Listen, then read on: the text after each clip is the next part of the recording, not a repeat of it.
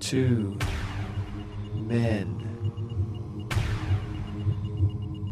2 philosophies, 2 choices,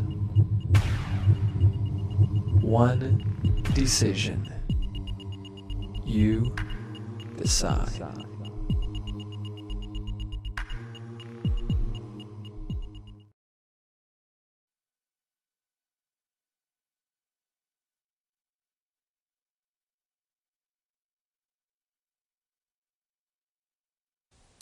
Hello, my name is Kent Hovind. I taught high school science for 15 years, and now since 1989 I've been an evangelist doing seminars on creation, evolution, and dinosaurs.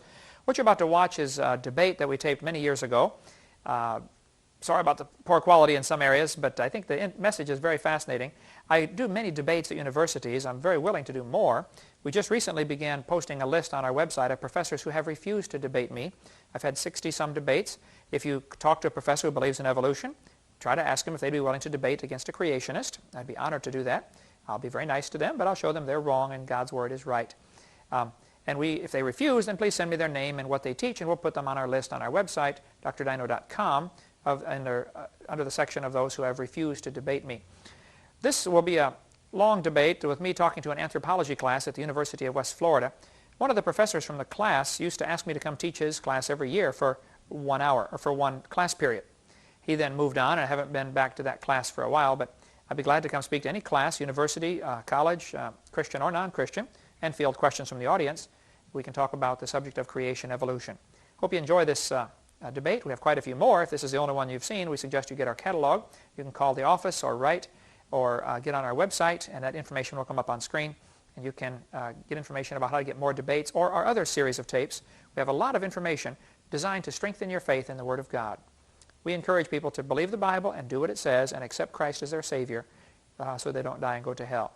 Hope you enjoyed. If you have any questions, please give us a call. Thank you for coming for the second year in a row. And thank you, Dr. Lee, for having me. Appreciate it. Thank you.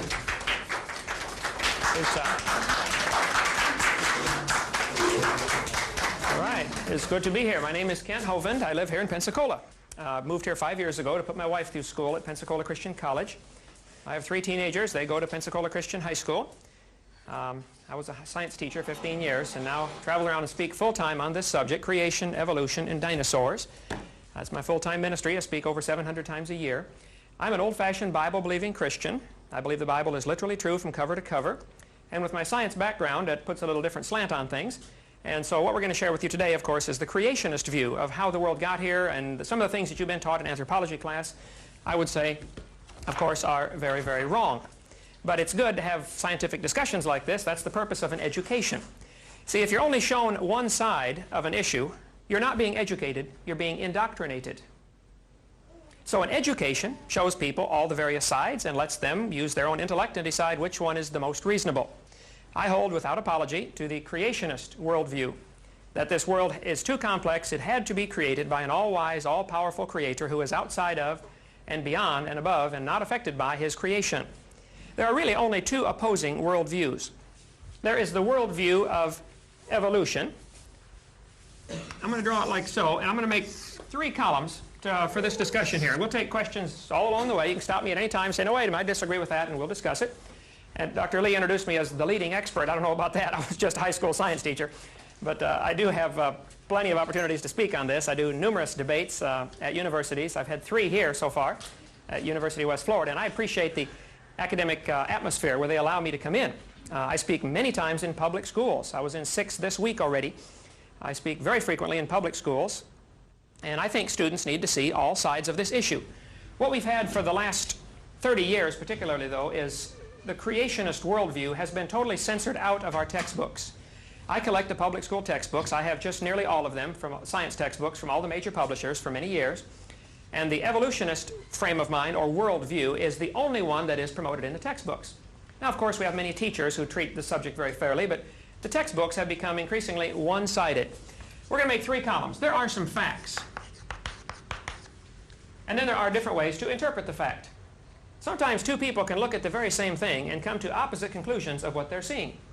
The story is told about the farmer was out pulling a calf one time. Anybody raised on a farm here? Any farm kids? A calf puller is a long pole with a block and tackle on it, or a come-along on it, and in case the cow has a hard time having a calf, you hook a rope around the calf's leg and you winch it out of the cow. Help the cow out a little bit. Well, this farmer was out there pulling a calf, and this city fella stopped to stop his car to see what's going on. He'd never seen anything like this before in his life. And the farmer said, "Come here, man, give me some help, would you?" And the city fella said, "Me?" He said, "Yeah, come here." He said, "I don't know nothing about this." He said, "Come on, I need some help now." So the city fella hopped out of his car, jumped the fence, ran over there and helped the farmer pull the calf. Never said a word. Just did what the farmer told him, hold this, pull this. About 10 minutes later, they're walking up to the barn to get washed up. And the city fella said, or the farmer said, "Man, you've been awful quiet. Are you okay?" He said, "Oh, yeah, I'm fine, I'm fine." The farmer said, "Have you ever seen anything like this before?" The city fella said, "No, sir, I've never seen anything like this before in my life." And the farmer said, "Well, you got any questions?" He said, "Oh, yes, I do. I have one question been bugging me the whole time we're out there." The farmer said, "Let's hear it." The city fella said, "How fast do you think that calf was going when it ran into that cow?" No, you're looking at it all wrong. We are not separating the collision here. See, two people can look at the same thing and come to very opposite conclusions. I'll give you an example. It's a fact. Grand Canyon exists. I don't think you'd find too many folks that would disagree with that. Of course, there's always a few on the lunatic fringe who would say, "No, we're not really here. We just think we're here. There is no such thing as reality," okay? We're going to discount those folks for today's discussion. There are really only two options, okay, to a lot of these questions we're going to raise today. Grand Canyon is there. It's a big crack in the ground. I have seen it from numerous angles. There is no question it's there. Now, there are several ways to interpret how it got there. The evolutionist interpretation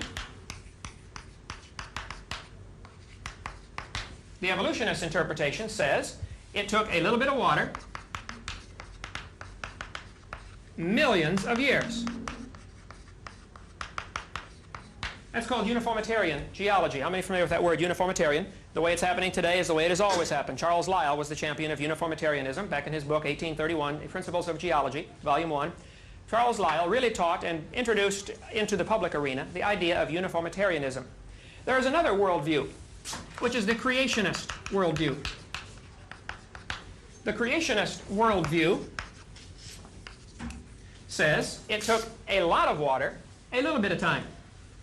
Lots of water, a short time. You see, while the mud was soft, and Grand Canyon is obviously all composed of sedimentary rock, so it was all sedimentary rock mud at one time before it turned to rock. Nobody would argue that question. That's how sedimentary rock is formed. The creationist would say a lot of water formed Grand Canyon in just a matter of a few hours or a few days, not millions of years. The fact is, the canyon is there. Now, how are you going to interpret that fact? Some people tend to confuse the interpretation with the fact, and that's where you have to really watch that you don't get caught in that trap. What we're going to share now is just the creationist worldview opinion of how it may have happened. None of us were there. That's obvious. So we have to then go on the facts that we can find and try to interpret, make up a model that'll work, and say, okay, this is maybe how it happened. The creationist worldview. I believe that the world is only 6 to 7, maybe 10,000 years old maximum. It cannot be any older than that.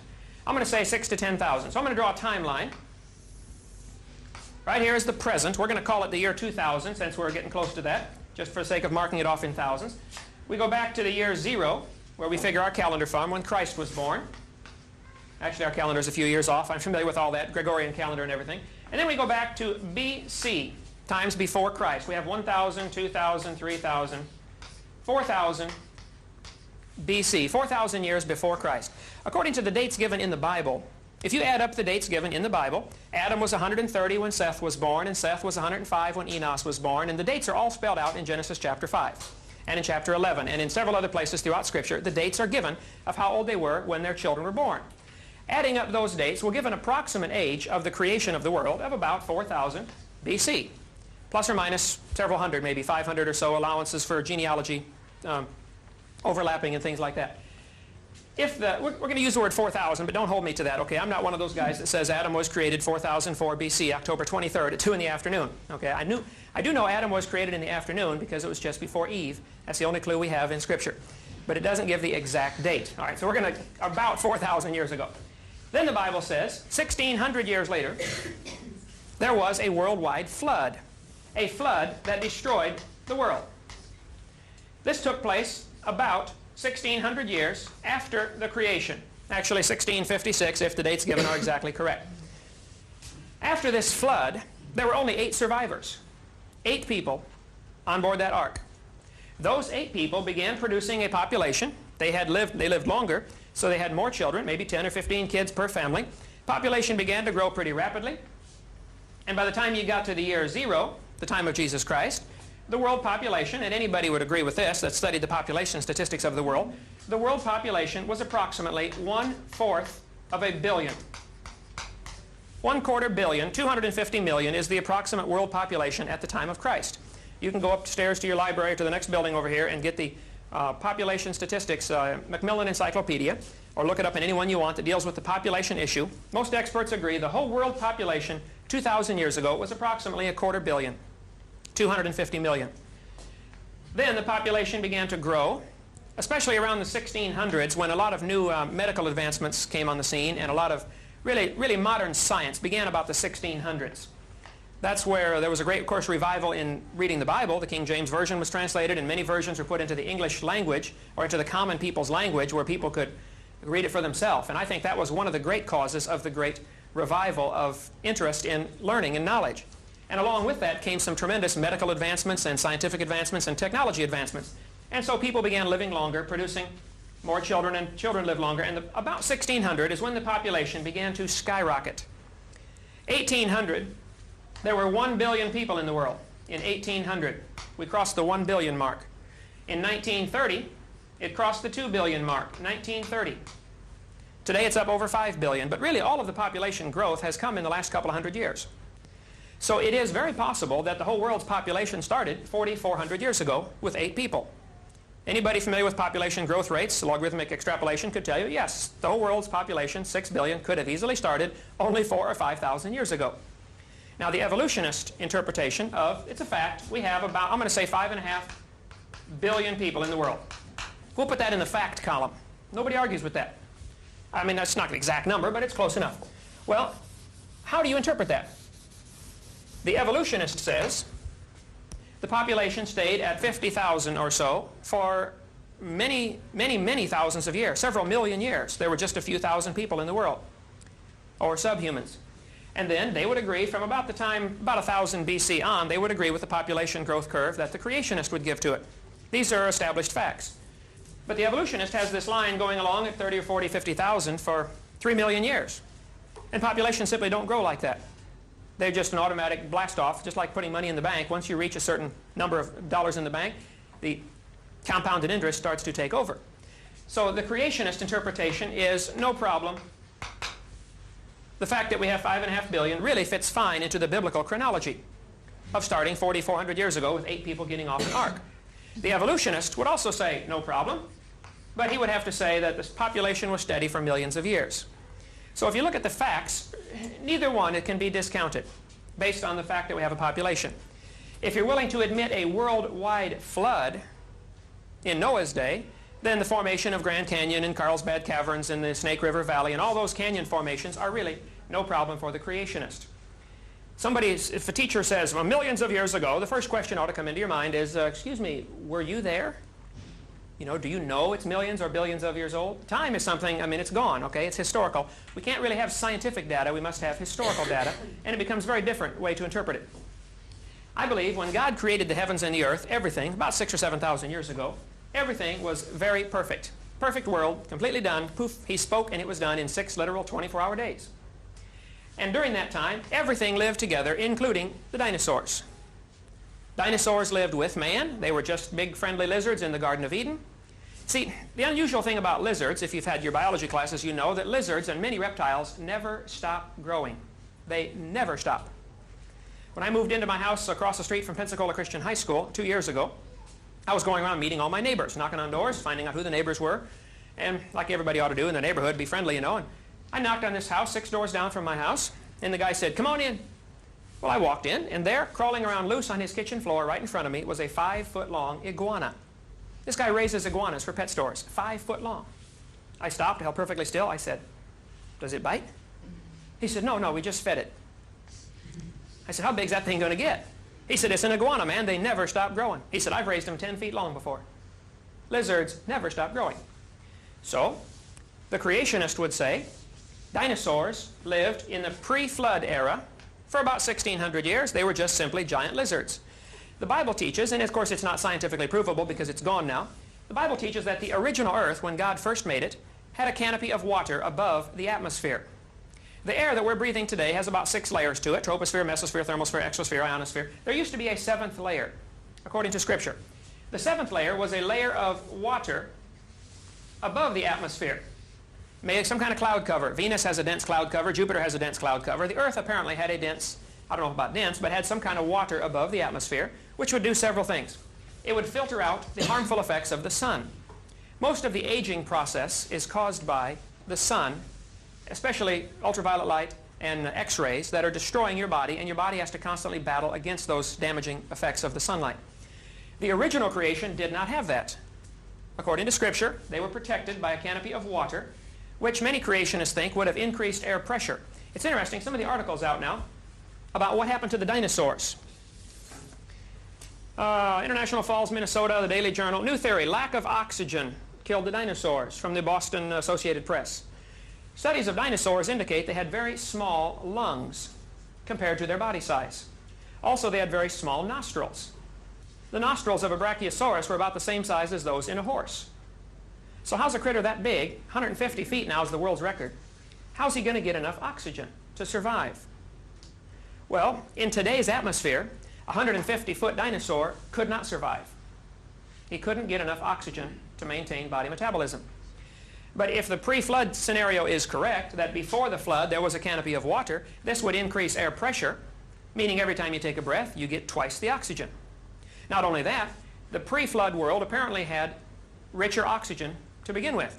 They drill into the ancient samples of amber and find air bubbles in there. Trapped amber, or amber that traps air bubbles, when you analyze the air bubbles, this is from Time magazine, 1987, page 82, also Science magazine, 1987, November, page 890, tells about the sampling of the air found in amber. It indicates 50% more oxygen than we had today.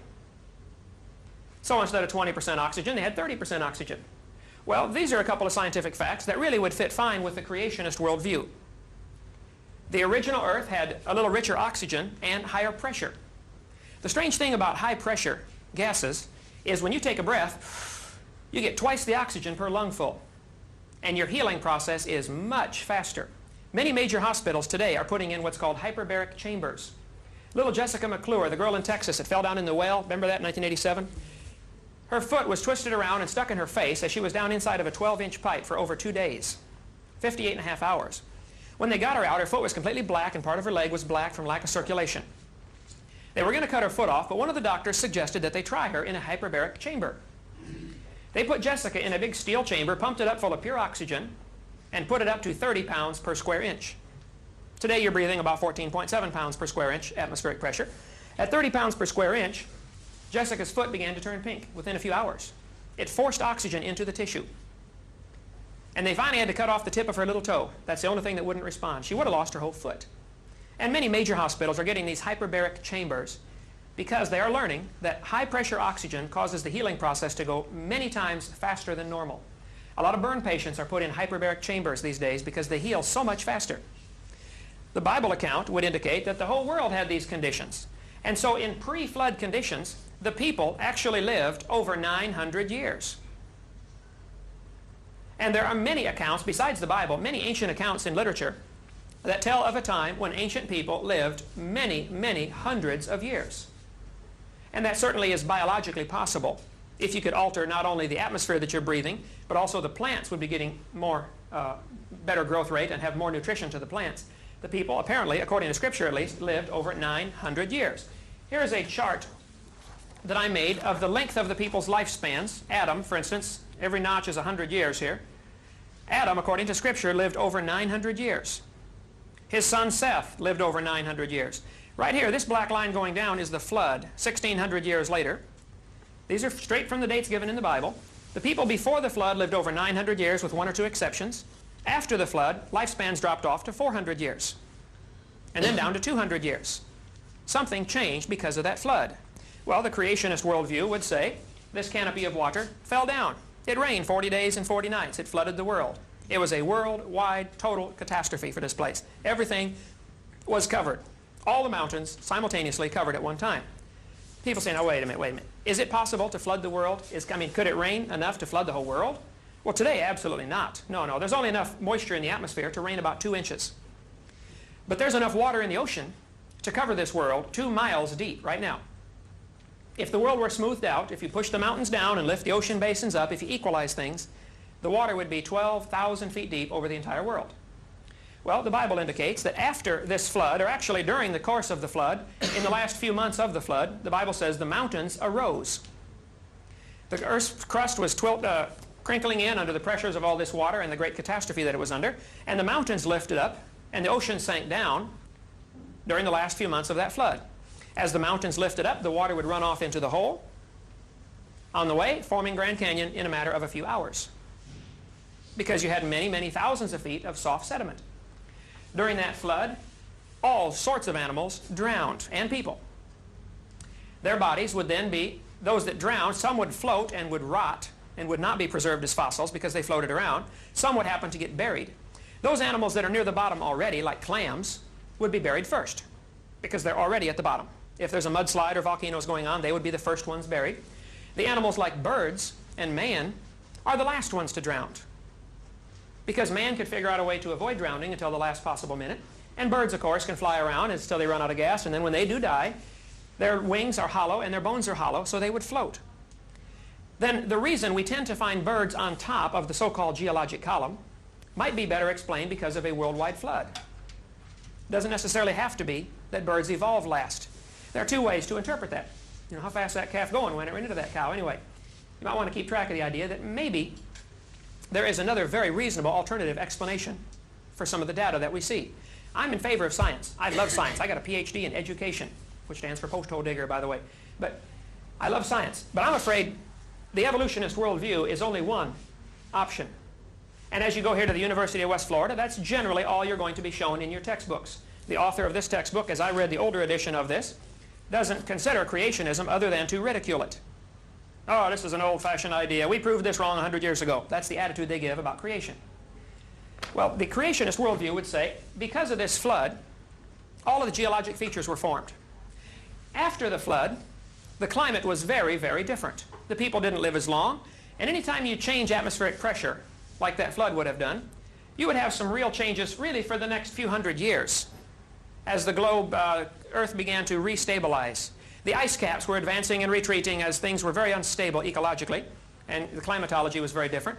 And so with increased weather changing patterns, people began to be deficient in certain diseases.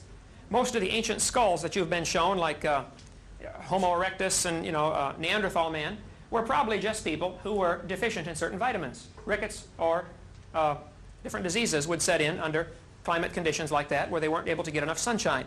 And rickets does cause the brow ridge to thicken and enlarge, and it causes the bone structure to be altered. There's a great book out, which you really ought to read, and I tried to order enough for everybody, but they're totally out of print. But if you would like one, I will buy you one if you'll promise to read it. Bones of Contention. This is by a creationist who has studied every single so-called fossil of caveman or ape man and has given a creationist interpretation of that. So if you'd see my son afterwards over there and put your name on the list, I will buy you one if you'll promise to read it. I don't have enough money to buy everybody a book to sit on your shelf. But if you really want an education, you ought to see both sides.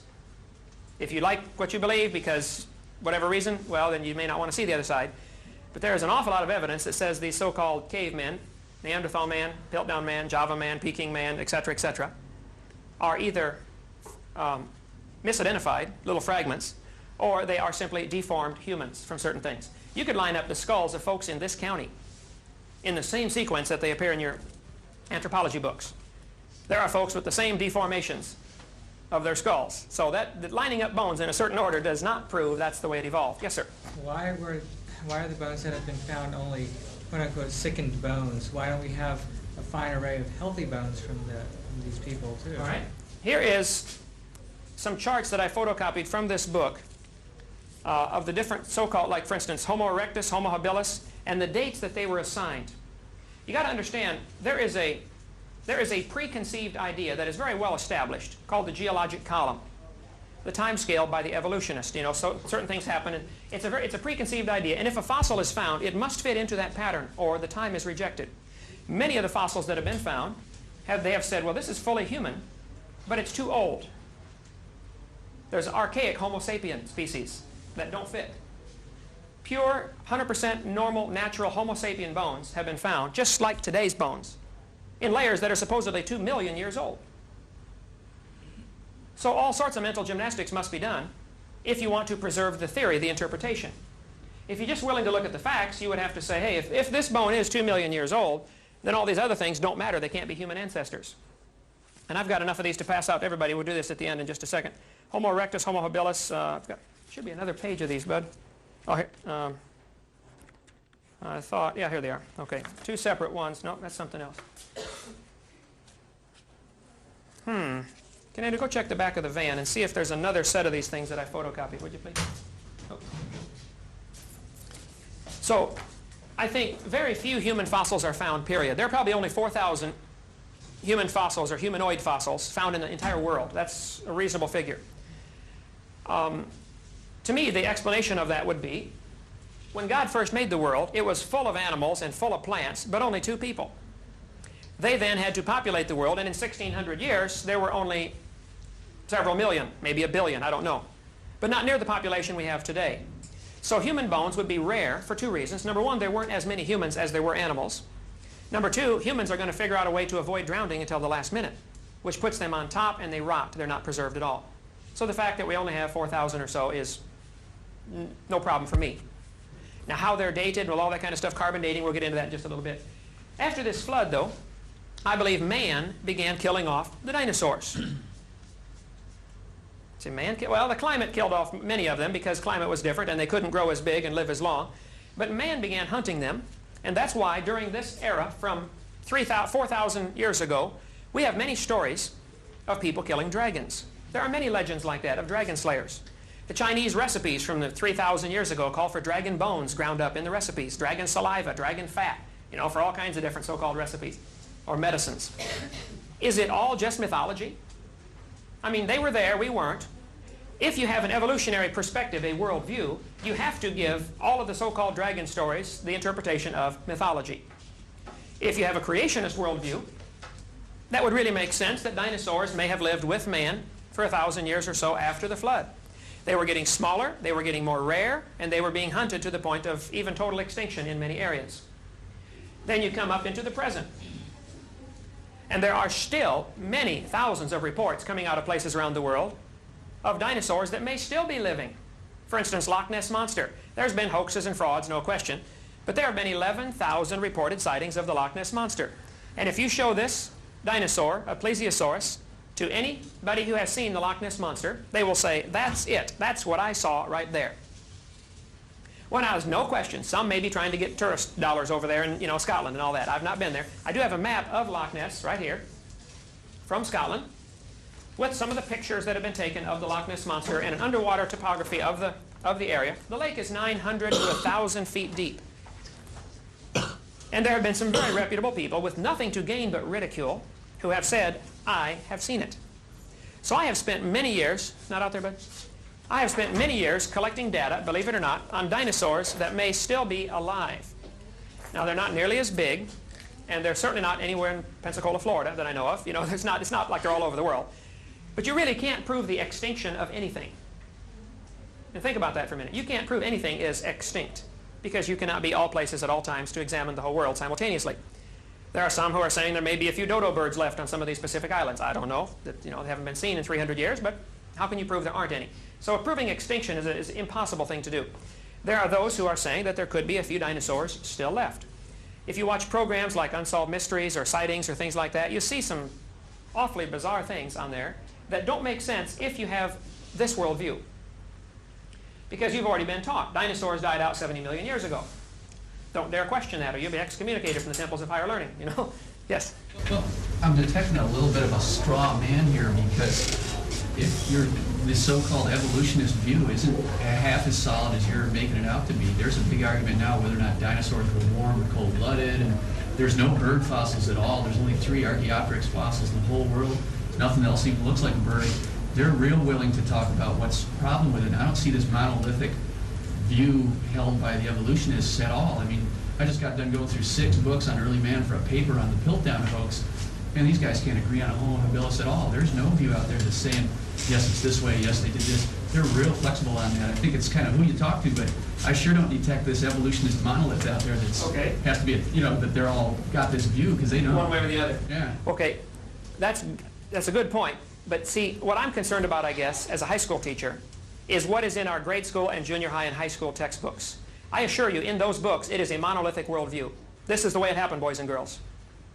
It is presented as if it is a fact. There is no other alternatives offered. Sure.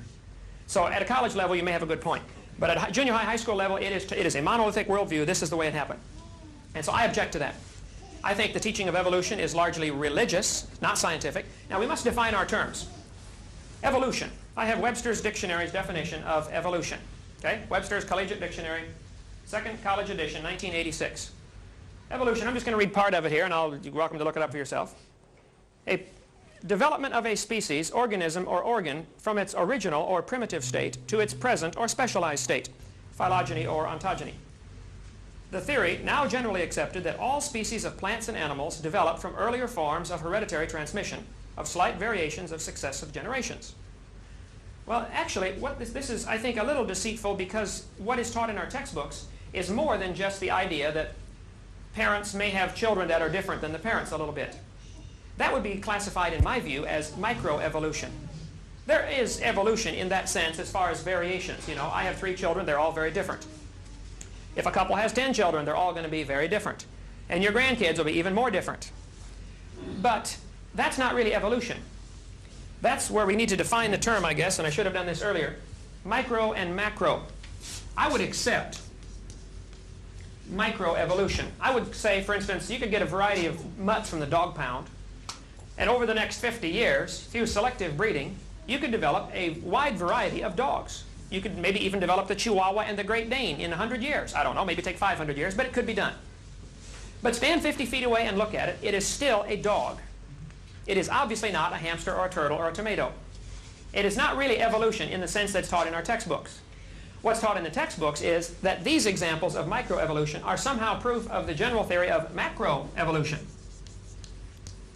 And that's where I disagree. This is a religion. There is no evidence whatsoever to back this up. Nobody has ever seen a fish turn into an amphibian, or an amphibian to a reptile, or a reptile to a mammal. Nobody's ever observed that. Nobody's ever found a fossil. That is a belief. The fact that we have micro changes, I'll put that in the fact column. Micro variations. You can ask anybody that raises anything for a living. Find some fellow who raises tomatoes for a living and tries to develop hybrids or purebreds. He will tell you, oh yeah, you can get a wide variety. You may get 50 different kinds of tomatoes. But there are limits. And when the further you get from the norm, you may get one desirable trait, but you're going to get some real serious defects. Any cattle breeder will tell you, he can get a cow that'll give a lot more milk, but it's not as disease hardy. It succumbs to diseases easily, or some other thing else goes wrong. So that would fit perfectly with the creationist worldview, that God made them after their kind, not species. Each kind of animal was originally created, and there has been variation and diversification within that kind, but nothing changing to a new kind of animal. For instance, dogs. All the different dogs, including the wolf and the coyote and the hyena and the fox, may have had a common ancestor. I wouldn't argue that. But it's still in the dog family. It's still the same kind of animal. You didn't get a new kind of animal out of it. And you may diversify to the point where they are no longer interfertile. Great Dane and a Chihuahua. Though technically they are interfertile, except for mechanical reasons, they could produce a puppy. But they are now classified maybe as a new species, but it's still the same kind of animal. The word species is really where the problem arose back in the 1800s. Darwin could easily see that you could raise pigeons, and he was a great raiser of pigeons. He could easily see that it doesn't take long to develop all kinds of varieties of pigeons. But you're never going to get a crow. And you certainly aren't going to get a mammal or a reptile or a fish out of that pigeon. So all he ever pointed out, and all that has ever been pointed out, is micro changes, which are perfectly compatible with the creationist worldview. There has never been pointed out a macro change. And because of that very thing, there are many now who are going to the punctuated equilibrium theory, like Stephen Jay Gould and Niles Eldredge, who are saying, well, we don't see any evidence for evolution, therefore it must have happened rapidly. So you're arguing from the lack of evidence as proof for your theory? Come on, you better try that one more time. That's not going to get past me anyway. Lack of evidence proves it happened? No, no, no. To me, that's an indication, hey, maybe the Bible's been right all along.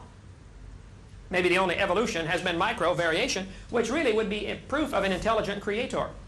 If I was going to produce some animals to live in a world that had a variety of climates, I would give that animal an incredible DNA code so that that animal could produce a variety of babies, and some could survive in any given environment within limits. The rabbit can produce long-haired babies and short-haired babies, and thick fur and short fur, thin fur. Some can survive the hot climates, some can survive the cold climates. And over the last 4,400 years, they have diversified until today, the Alaska rabbits will not interbreed with the Florida rabbits. They cannot. Their breeding cycle is totally different. Now, the Alaska rabbits can breed with the Minnesota rabbits. They're not too far different yet. And the Minnesota rabbits can breed with Florida rabbits, but the two extremes can no longer interbreed. That's not evolution. That's simple variation. It's still the same kind of animal. That's a micro change. It's still a rabbit. You know, stand back and look at it. It is obviously not a turtle. So that's my objection, is that the theory of macroevolution is included in with the textbooks for our junior high and high school kids as if it is a fact, and it is a far cry from a fact. It's a religion. You can take, like the branches on a tree. Have the different 250 varieties of dogs probably had a common ancestor, and the ancestor was a dog, right? All the different varieties of cats, you know, Siamese and all those different kinds of cats probably had a common ancestor that was a cat of some kind. From here up, this would be micro changes. This would be observable. Nobody's going to argue with that. From here down, that the dog and the cat had a common ancestor somewhere way back when, that would be macro changes, and that would be part of a faith, a belief, a religion, not observable. No, that's not true. Okay. We don't call macroevolution a religion. It is a scientific theory. So it's not a religion. It's a scientific theory. Okay. Let me read you a definition of religion. Webster's Second Collegiate Dictionary. Religion, a belief in a divine or superhuman power or powers to be obeyed and worshipped as the creator and ruler of the universe. How did the universe get here? Did this process called evolution bring everything into being that we see today? Is that what created the universe, this process? Well, then that's your God. It is indeed a religion. How did the world get here? Those are your words. From a scientific standpoint, we would call our interpretation of macroevolution a scientific theory. Okay. And not a religion. Keep the two separate. I think science and religion ought to be separate, but they are certainly not in our textbooks. To teach kids that the Big Bang is a fact, for instance, and it is taught as a fact in the textbooks. I collect the books. It is taught as a fact. That is wrong. The Big Bang is a far cry from a fact. It's just taught as a theory. Not in the books, it's not. I collect them. It may be in college level, you may be getting it. There's several different options, but you should see what's in the junior high book. Boys and girls, 4.6 billion years ago, Earth cooled down from a hot molten mass. But that's not a fact. I mean, were you there? Do you know anybody who was? But I assure you, it is taught as a fact to our younger kids, and I strongly object to that. Yes, sir? I'm curious about your geological data.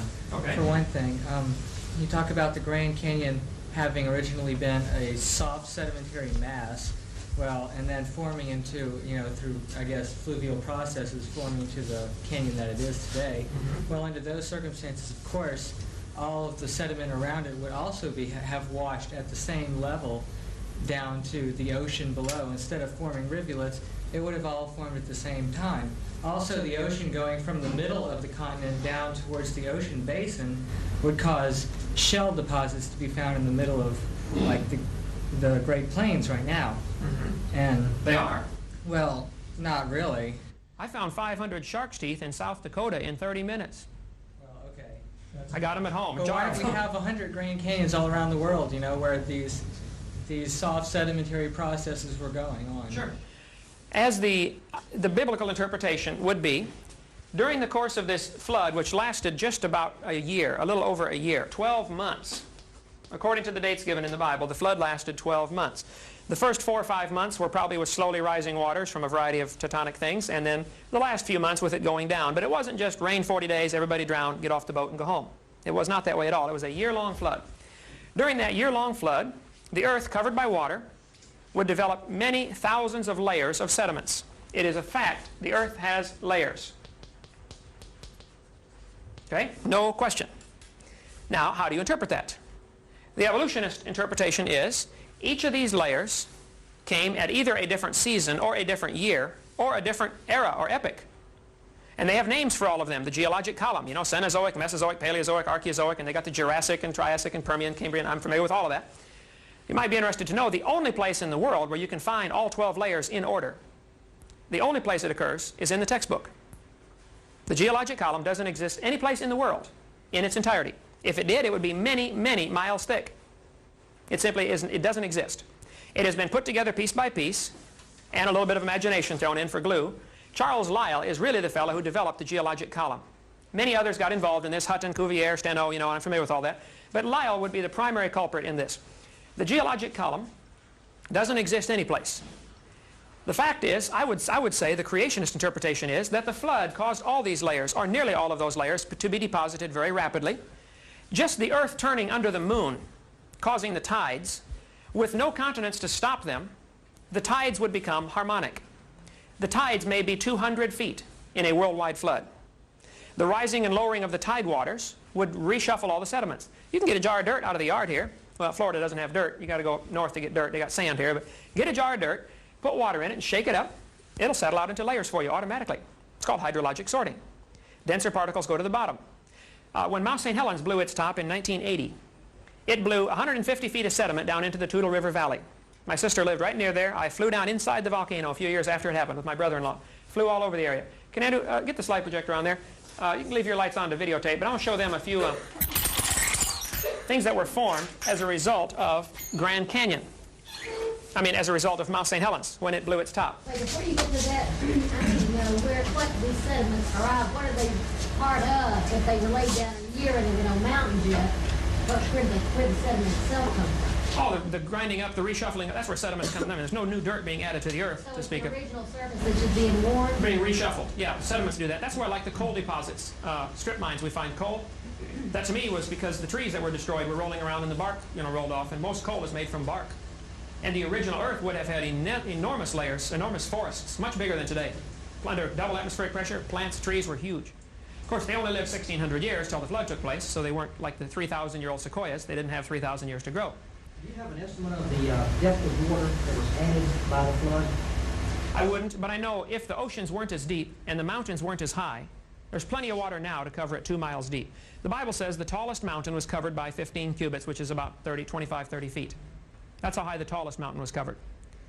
And then as the ocean sank down and the mountains arose, if the mountains rose up slowly, the water would run off slowly, leaving behind nice smooth mountains and big flat plains like Kansas and Nebraska. If the mountains rose up rapidly, like the Rockies, the water would run off faster, carving out features like canyons and, you know, Columbia River Valley, carving them out much faster. Why would the mountains rise up now? Well, the Earth is a thin crust. Everybody agrees with that. I mean, why do earthquakes happen now? You know, the plates are moving. The crust is not stable. Plate tectonics. Oh, yeah, there's plate tectonics. But it hasn't been... You incorporate that in scientific creationism? Oh, absolutely. I lived right by the San Andreas Fault, California. There is no question. It's moving. All right? Ask the folks that live there. You can... You know, after an earthquake and your house falls down.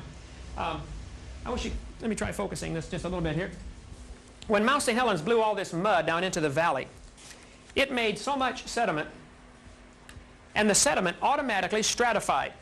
This layer of stratified rock, you can see the layers in that, was formed in one day, 25 feet thick. The next time the volcano blew, a scalding hot mudslide cut across that sediment, wiped it out, cut it off, sheer cliff, standing straight up. 5 days later, it was hard enough to hold a sheer cliff. I mean, this stuff happens, okay? Mount St. Helens did that. All these fine laminations were formed very rapidly. Here the blast was going hurricane velocity winds racing across there from the blast of the volcano, and it formed all these layers rapidly. Snow does the same thing in a snowstorm. As the snow goes moving horizontally in a bad wind, you cut into the snowbank and look at it. It'll be stratified. The heavier flakes at the bottom and the sand, it'll automatically sort the particles for you. So the creationist interpretation is that all of that so-called geologic column took place rapidly. Right now, today, you can go see Mount St. Helens, and there are several canyons that have been formed there by Mount St. Helens. The canyons have sheer cliffs, 150 feet high, standing straight up, and they're all stratified, and they were all formed over the last couple of years. The mudslides went through some of the old lava flows that were solid rock.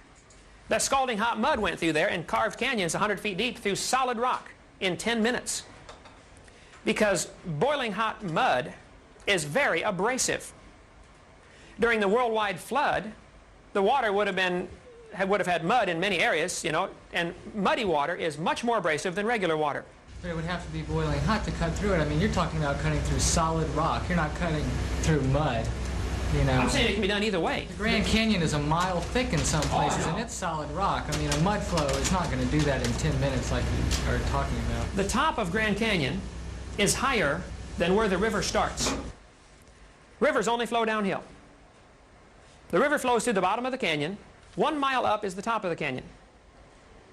The top of the canyon is higher than the source of the river. So one of two things has to be true. Either the river flowed uphill for millions of years to cut the groove deep enough, or the mountain slowly rose, Kaibab uplift, at the same rate as the river cut down. I think we're calling on the supernatural here, to assume that the rate kept pace. I don't think so. The source of water for the Grand Canyon is the Rocky Mountains. So you have a considerable height to work with there before you get down to the present-day surface. So no matter what the original surface was, you still had that height and the snow belt in order to give you your initial river. If you would look at the drainage pattern of the Grand Canyon, all the area drained by it, the source of the rivers that go through that canyon are lower than the top of Kaibab uplift. How much? I don't know how much lower. You don't know the difference in altitude? It's several hundred feet. The top of the canyon is 5,000, I think 400 feet above the bottom of the canyon.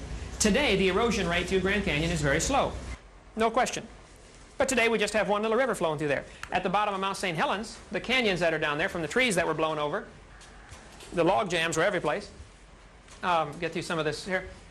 The rivers that were cut, the features that were cut from the, I guess it's on the previous slide carousel. I'll get the lights back on. Shut that off, would you, bud? The canyons that were cut because of Mount St. Helens exhibit all the features of Grand Canyon. The mud flows stratified everything very rapidly, hundreds of feet thick, and the canyons that were carved out look just like miniature Grand Canyons, and scientists watched them happen in 15 minutes. You know, so I think that's a mini example of what happened on a macro scale during the year-long flood. Well, they've got a Grand Canyon on Mars that makes the one on Earth look like nothing. So is that assuming that there was a population on Mars that was smitten by a great flood at some point in time and wiped Oh, no, out? that wouldn't have anything to do with it, I don't think. Canyons form the same way, you know, in each case, so... Well, no, I didn't say canyons form the same way in each case. I'm saying Mount St. Helens showed us that's how it could have happened. Okay. I think outer space is full of ice. Nobody questions that. There are ice meteors flying around, super cold snowballs. If an ice meteor collided with Mars, Mars gets hot enough to melt the ice, and it would run and flow and could form canyon features. Human habitation would have nothing to do with the canyon on Mars. Okay? Same with the moon. The craters on the moon, you know, they may be from ice impacts because they find almost no meteorites, but lots of craters. You know, an ice impact would do that very same thing. And outer space is full of comets. Of course, I didn't see it happen, and you know, I can't prove it, but that's... When was your grandfather born? When was my grandfather born? Yeah, I never because you weren't there and you didn't see it, so... Didn't see it. You know, you're always telling us you didn't see it, you weren't there, but you weren't there for your grandfather's birth either, so how do you know he was born? Right. That's a good point. That's That is a good point. I mean, if we're getting into this, I wasn't there, I didn't see it. Sure. Heck, I'm not looking at what's going on in Chicago right now, but, you know, something's going on. Sure. You know? That's where you have to keep that thought in mind. What we teach our students needs to be fair and honest, and we're not doing that. We're only presenting them one view. You read the textbooks, that author's talking like he was there. 4.6 billion years ago, this happened. 20 billion years ago, the Big Bang took place. Yeah, right. You know, you saw that? Yes, So but I is object to the dogmatic teaching of evolution in our junior high and high school textbooks. well, is it healthy to do the same kind of dogmatic teaching that schools such as PCC do, using the Bible as their textbook for such classes as chemistry classes or physics classes? You know, I mean, that's just as one-sided, and these theories are just as tenuous as the kind of evolutionist model that you might come up with. The point would be, like PCC and Christian schools, they teach plenty of evolution. My kids go there. I paid for the books, okay? Believe me, I've read them all. I've taught from those same books. The theory of evolution is thoroughly presented. I would say the kids would come out of PCC with a better understanding of evolution than the kids coming out of Pine Forest. Of course, they're not going to believe it, but they're shown they're shown the theories, and they're shown the fallacies of the theories. They're being educated, not indoctrinated, I would say, is the big difference. Get all the kids together, give them a test. Give all the kids in America a standard science test. The kids going to a Christian school, which is about 1/4 of the cost, will test higher overall. You'll get a few duds in every group, you know, but the general overall average, the kids will test higher in every subject from private schools. Yes, sir? You can't so much blame that on the authors of the books or the scientists going with theories as you can the politics of what the public schools filter into what is taught. I mean, private schools have greater funds and have more resources to call from, you know, so you... Wait a minute, private schools have greater funds? Not greater funds, but more support from the parents. Specialized, right? Specialized groups. I mean, average kid, I don't know what Pensacola's public school cost is. It's probably $5,000 a year per kid. If there's 30 kids in a class, that's $150,000 per class. That teacher does not make $150,000 a year. Something leaks somewhere along the system. Well, not so much funds as it is support. I mean, it's a specialized group that they're paying for, specialized. Sure. Well, my kids at Pensacola Christian, there are 30 kids in a class, just like the public school. 28, 30 kids in a class. And the teachers don't get paid near as much. I pay about $1,200 a year, $1,500 a year per kid. That's about 1/4 the cost of our public school system. To me, our Constitution does not give our government the right to get involved in education at all. I think education is the parents' responsibility. Now, if the parents want to get together with 50 other parents and form a local school district, fine. But Uncle Sam ought to have nothing to do with the subject, in my opinion. Uncle Sam has gotten involved in numerous things that has no constitutional authority to be involved in. It's supposed to be involved in protection. You know, we should have an Army and a Navy and an Air Force. And it should be involved in the punishment of evildoers. We should have a judicial system. But in many, like the welfare system, government should have nothing to do with that. That's part of our major problem. The more government gets involved in, which is a whole other subject, you know, but the more taxes they take, and pretty soon we get socialized system where everything goes to them and they just distribute it out, which is what Karl Marx's system is all about. But back on creation and evolution. The creationist worldview would say the world is not millions of years old. Doesn't need to be. Everything can be explained in just a few thousand years. And there are some scientific facts that point to the world not being millions of years old. I'll get into that in a minute. Yes? What do creationists feel about the rest of the universe? The rest of the universe? Oh, we think it's out there. Did God create the rest of the universe? Oh, absolutely. I believe God created everything. Pretty much as is. There have been some stars fall apart. We've seen some novas and supernovas, but nobody's ever seen one form. We've seen meteors fall apart. Nobody's ever seen one form. What we see is what would be predicted by the creation model. Decay. The second law of thermodynamics. Things are winding down. It started with an initial amount, an enormous amount of energy and order and design. It was perfectly formed like a car coming off the assembly line. And since then, it's been steady decline. Well, what explains the reason that it's not lasting? When he built it with planned obsolescence or what? I don't think it was built with planned obsolescence. I think it was built to be the perfect place for man, and then man was given the freedom of choice. You can choose to serve God and obey Him or not. If you choose to disobey, there are consequences. If you choose not to change oil in your car for 40,000 miles, there are going to be some consequences. But how can you blame mankind for cosmic decay? Meteors falling apart, stars dying. Well, yeah, as far as all of the nature, see, all of this, it's the creationist worldview would be that the whole universe was created by God, and then man was only put on this earth. I can't prove there's anybody anywhere else. I don't think there is. Just can't prove there is or isn't, but that's outside of the realm of science. But because of man's sin, the second law of thermodynamics, entropy, is part of the curse on this earth, and everything is winding down, falling apart. Your house gets dirty, not clean automatically. Your car falls apart, doesn't run better automatically. Everything takes work. And nearly everybody in the world is involved in fighting against the second law of thermodynamics. That's why we have carpenters to build new houses, because the old ones are falling apart. That's why we have repairmen. That's why we have mechanics, you know. Just everybody's got a job because of the second law of thermodynamics. So even if there is a God who has created this perfect system originally, but then gives man or people free will to choose to do otherwise, why would you even choose to be on the side of a God who does sort of things like that, you know? Who gives you free will and then says, well, if you don't worship me, then you're screwed. Sorry. We're really getting off the subject here. I mean, I'm sorry. We're really getting off the subject. Yeah, that would be a little different. was there a creator at all? This might be a bigger view of there had to be a creator of some kind. Now, who was he, and what's he like? What are his attributes? What's his personality like? That's kind of a different subject. But is there a creator? You know, and then if there's a creator, was it Buddha or Allah or Jehovah or, you know, this is where theologians differ by the thousands, you know. And the only way to know for sure who's right is to ask me, of course. I've been involved in, you know, a lot of things as far as energy conservation. I've built numerous houses, and I have tried, you know, with all the different energy conservation laws, but as well as wind generators and that type. I'm very interested in that type of stuff. I'd love to see the results. Give you an address for it. You'd love it. It's a great location. Yes, sir.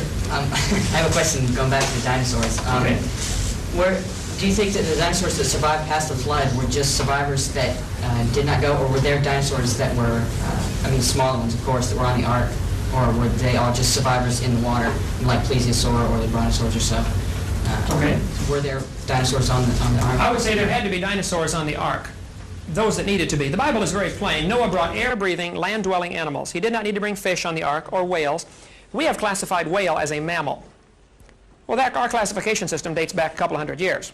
The Bible classification system may be different, where if it lives in the water, it's a fish, be it whale, dolphin, or barracuda. So we cannot take today's classification system and fault the Bible, because a whale may have been considered a fish in biblical terminology, which was long before Carolus Linnaeus came along. But the air-breathing, land-dwelling dinosaurs, we assume Brachiosaurus would have been land-dwelling, though some say, no, they lived in water because they were too heavy to support their weight. I don't know. But Noah, being 600 years old when this boat was built, would have been smart enough to figure out to bring 2 babies on the ark. Just be sure to get a pink one and a blue one. All right? The reason for bringing babies would be numerous. For one thing, there's only about 40 different kinds of dinosaurs. There are 800 different varieties in the textbooks. There's a brachiosaur, the apatosaur, the cetosaur. But if you look at a cetosaurus and an apatosaurus, you're going to say that's the same kind of dinosaur. It's like there are 250 varieties of dogs, but Noah only had to have 2 of the dog kind on the ark. There may be 800 names of dinosaurs out there for these kids to try to learn, but there's only 30 or 40 basic kinds. And if you limit it to babies, no problem, or young ones. After this flood, the climate was different. The water-dwelling dinosaurs, of course, many of those would have been destroyed. In catastrophic conditions, fish get killed in the water. An earthquake underwater can kill fish in the water.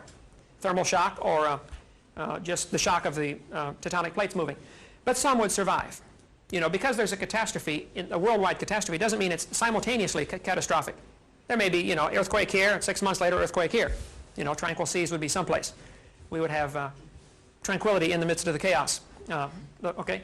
So Noah happened to be in those spots with his ark floating. As part of your theory, did you say that there have been no new species created since the creation? No, I would say there have been no new kinds created. As far as species, the Great Dane, or the Chihuahua, is probably a phenomena of the last 500 years. They probably did not have any Chihuahuas 500 years ago. But is a Chihuahua a new species? Well, it's kind of a subspecies. We call them all dogs the same species. Yeah, yeah. I mean new species like the frog, for example. Right. There's a whole bunch of varieties of frogs. I don't know how many different varieties, but that's where I would be very cautious to stick with the word kind, not species. By species, we define it as interbreeding. Yeah. So there's I don't know that I would even go. There's nothing new since creation. I would not go with that definition. Nothing significantly new. Yeah, nothing significantly new. Interfertile may not be the divisional line between the kinds. You might be able to take a horse and a zebra and get them to interbreed. You may be able to get, some have argued that they've been able to get a cat and a dog. I've not seen any proof of that. That kind of stuff appears in Inquirer magazine from time to time, that a dat or a cog is born. But they argue that you can get a lion and a tiger, a liger. I think that's been done and fairly well documented. But stand away and look at it. They're both the same kind of animal.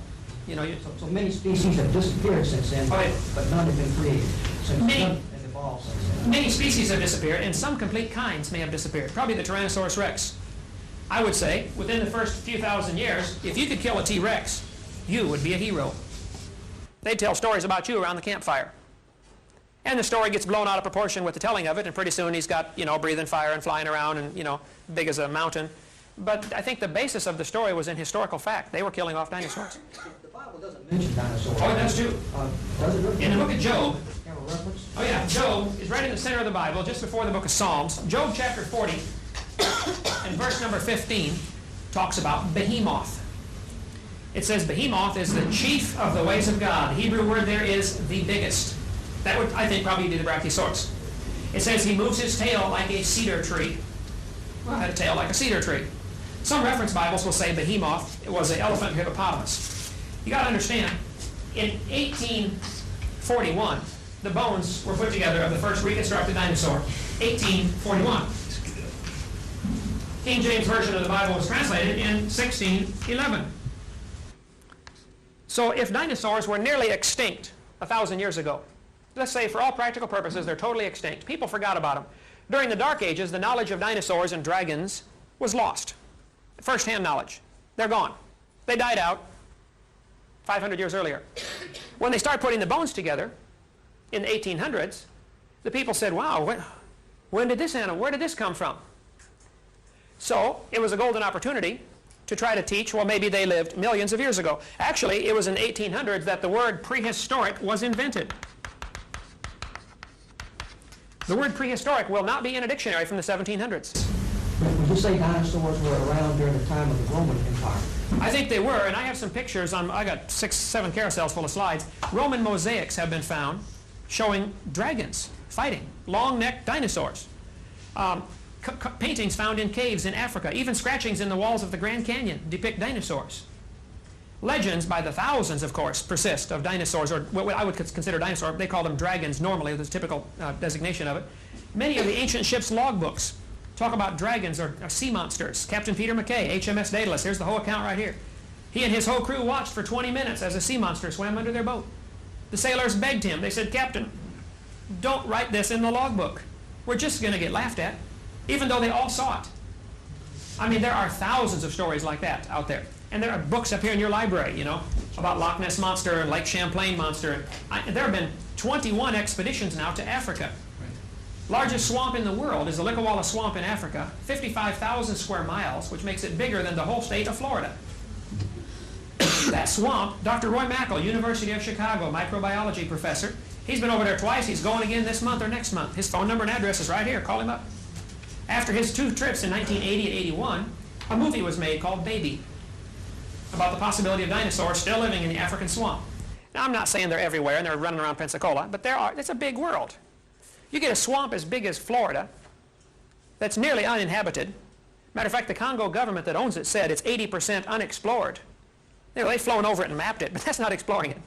If it's such a big world that we can miss dinosaurs, then maybe we're missing some new species that you claim aren't happening.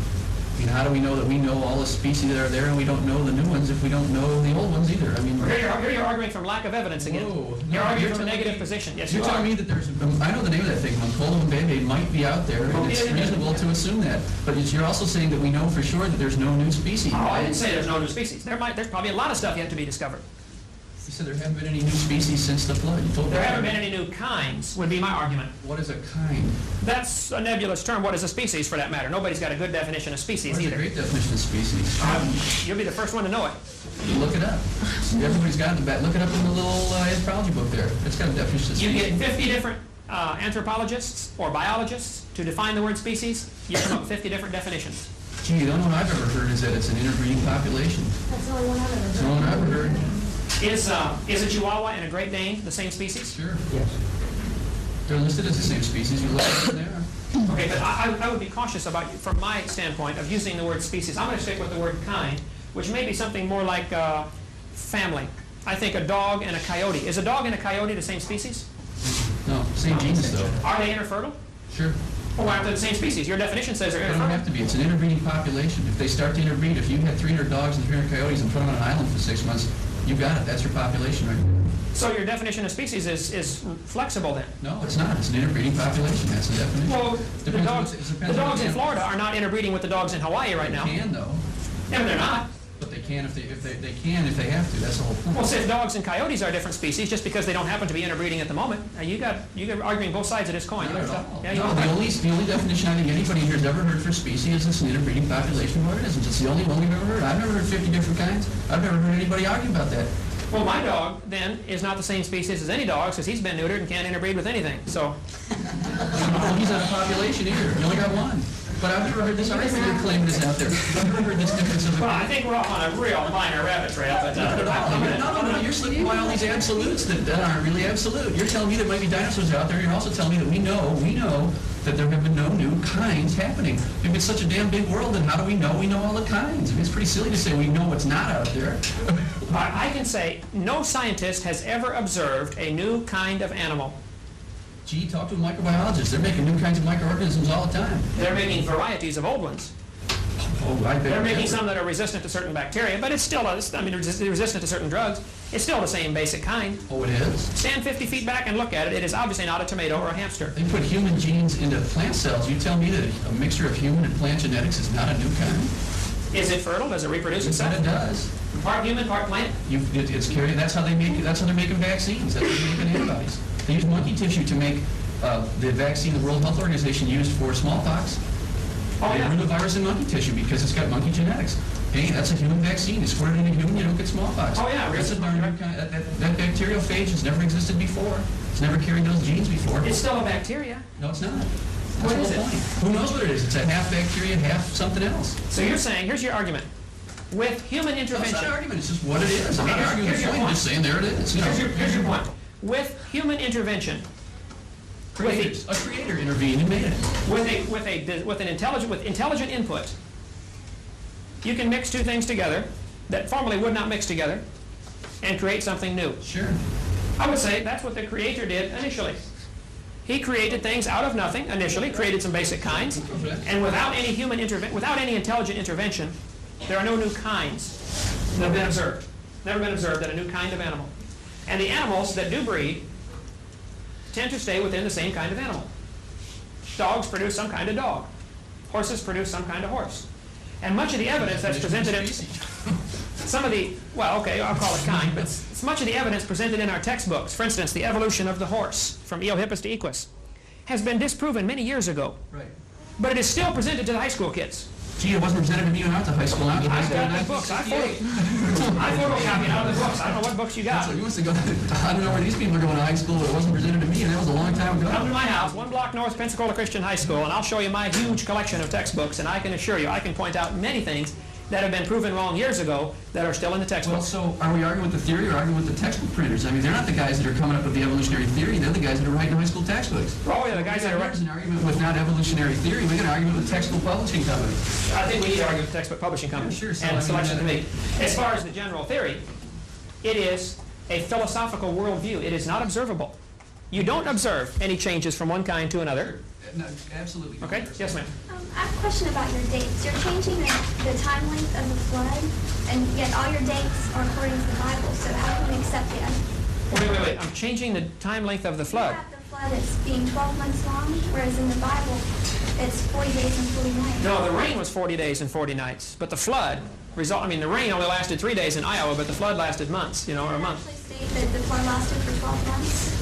The dates given in the Bible say 12 months. 150 days the flood water was coming up, for 150 days this was happening. You can read Genesis 7 and add up the numbers given there. Noah was in the ark for 40 days. The rain was 40, I agree. But the flood was a year. That's not a compromise. I'm not changing anything. Those are from the dates given there. Okay? Other questions? We didn't get to see it, so how can we say that? Historical evidence. The guy who caused it wrote it down. The guy who caused it to be written down. God did. Have you ever met Abraham Lincoln? Well, but you have to believe in that. That's a belief. Do you believe in Abraham Lincoln or George Washington, who you've never seen? No. See, that's where you go from historical evidence to empirical evidence. But you've never seen, your great-grandfather, so he probably didn't exist. He existed. I have historical evidence. I don't have empirical evidence. I have historical evidence. That's where evolution gets into trouble. You choose to believe the reporters. If they're not lying. If they're lying, we're all in trouble, right? That's right. Sure. Maybe we're not in America. Maybe we're in France right now, But historical evidence versus empirical testable evidence. And evolution has neither. Yes? Other people's historical evidence that contradicts these kinds of things. How about like the Sumerians who say that we were created by, that human beings were created out of these Neanderthal types as a result of trying to create primitive workers, and that the flood was a result of a planetary collision in prehistoric times. That's tremendous historical evidence, and it's all over the place. And what about that? Okay, good point. Their evidence. Sure. After this flood, 4,400 years ago, after the flood, the people that survived had children and grandchildren, And they diversified into the different cultures that we see today, and most folks would agree that the population of the world seems to have started somewhere around the Mesopotamian Valley, Iraq and Iran, which would fit perfectly with the Bible account. Within a few generations, they're telling stories to their kids and their grandkids, and the stories get blown out of proportion. And today, there are 250 different flood accounts. The Sumerians have one, the Babylonians have one, the Chinese have one, the Indians have one, and many of them agree in many of the details. Most of the flood accounts will say a family was saved in a boat. Now, you know, how big was the boat and how many were in the family? The details vary, but I think that's typical of mythology as it changes. But to me, the creator that made this whole place would be smart to preserve a record for us and to make sure that we do have the truth. Why on earth would he make the whole thing and then just leave it alone? I think he has taken great pains to preserve the biblical account for us. Lots of folks have died so we could have that. What is your explanation of survival, of your historical document survival? What is my explanation of How did it survive? How did the Bible survive? Through the medieval period, since we lost everything else. Well, we didn't lose everything in the medieval periods. You know, there were things preserved. The Carolingian period, is that what supposedly the Bible survived from the transcriptions of the Bible? Is that the period that you think it survived? Well, no, I think it survived from shortly after this flood. People knew how to write all through history. There's never been a time when people didn't know how to write. I mean, archaeology says everybody has always known how to write. The original document? Oh, no, the original documents, I think it would be smart. Where's the survival of your historical documents? Well, to me, God knowing, my interpretation of this would be, God knows people tend to worship artifacts and things like this. There's enough slivers of the original cross. Every Catholic priest has one. You could build 5 cities if you put all them slivers together. You know, obviously somebody doesn't have the original one. That was not true. I'm a Catholic priest. I don't have one. You don't have one? You didn't get one? They used to give them one, didn't they? No, never have. There are supposedly, but that's not a good statement. He's got a little different Bible, too, so we got to find out which Bible. He's got a belt in there. Yeah, how can we leave out his hunk of the Bible? What was wrong with that? You know, I don't know. All right. Which is probably another rabbit trail we may want to not go off on. Believe me, you know, rabbit trails, I'm not too sure about that. I mean, going off on, she's got an excellent point here. If it's based on the historical survival of documentation, where's the, you know, how do you get this chain of documents? I mean, you're saying everybody has myths. Sumerians have myths, blah, blah, blah, blah. However, if you look at it historically, the Sumerians are writing down their myths before the Christians are writing down anything. They're writing down stuff before there were any Christians. So maybe everybody's copying their myths. That's not a good way to put it. All cultures had a flood myth. It did happen. But I just want to know where the survival of your historical documents come from for this to be the view, your view. I mean, we're all basing everything on fact. Where is the survival? Right, and going off into that part of this argument may be beyond the scope of what Dr. Lee wants here as far as anthropology class, okay? I think I could argue the historical preservation of the Bible all through time. But that's a little different. To stick with the creation-evolution argument, was there a creator? Was the world created? You know, and if you want to argue the historical accuracy of the Bible, that's, I think, a different subject than the creation-evolution argument. I don't base my belief in creation totally on the Bible. My belief that the world is not millions of years old is founded on scientific evidence. Let me give you just a little bit of it, let you analyze that. It is a fact that the world is spinning. I don't know too many folks would disagree with that. It is a fact the world spins about 1,046.6 miles an hour at the equator. Not too many folks disagree with that. It is also a fact that the world is slowing down. This year, 1994, we're going to have leap second. You can call 1-900-410-TIME and find out when it's going to be. Every year and a half or 2 years, we will have to have a leap second. I've got the articles in my suitcase of the previous ones. January 1st, December 31st, New Year's Eve, 1990, was a leap second. I'm going to put December 31st of 90 was a leap second. June 30th of 92 was a leap second. It's Astronomy Magazine. You can look these dates up, and that's a fact. The Earth is slowing down. So I'm going to put that in the fact column. The Earth's spin is slowing. About 1,000th of a second per day seems to be the reasonable average. Okay, if the world is slowing down, then obviously it used to be going faster. That's fairly reasonable. How much faster could it go before it would totally upset the ecological systems down here? Could the days and nights be 9 hours, like Jupiter? 9 hours, 55 minutes total? No, because you said there was a 24-hour day that you believed in the creation, so those hours are the same all the time, and it can't be slowing down. I think the hours would have been maybe 23 and a half hours for a day. That's 4,000 years. If you take out a second every 4 years. 6,000 years ago, it was 23 hours and 25 minutes. That's right, so there's a whole day gone right there. No, it was only 35 minutes. But you're straining at a gnat and swallowing a camel. You said there were You are swallowing a 24-hour camel. days.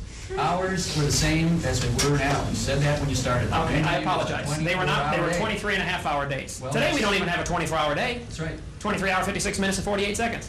So, okay, they were one day, one's rotation of the Earth. If the world is billions of years old, the slowing spin of the Earth today indicates it can't be billions of years old.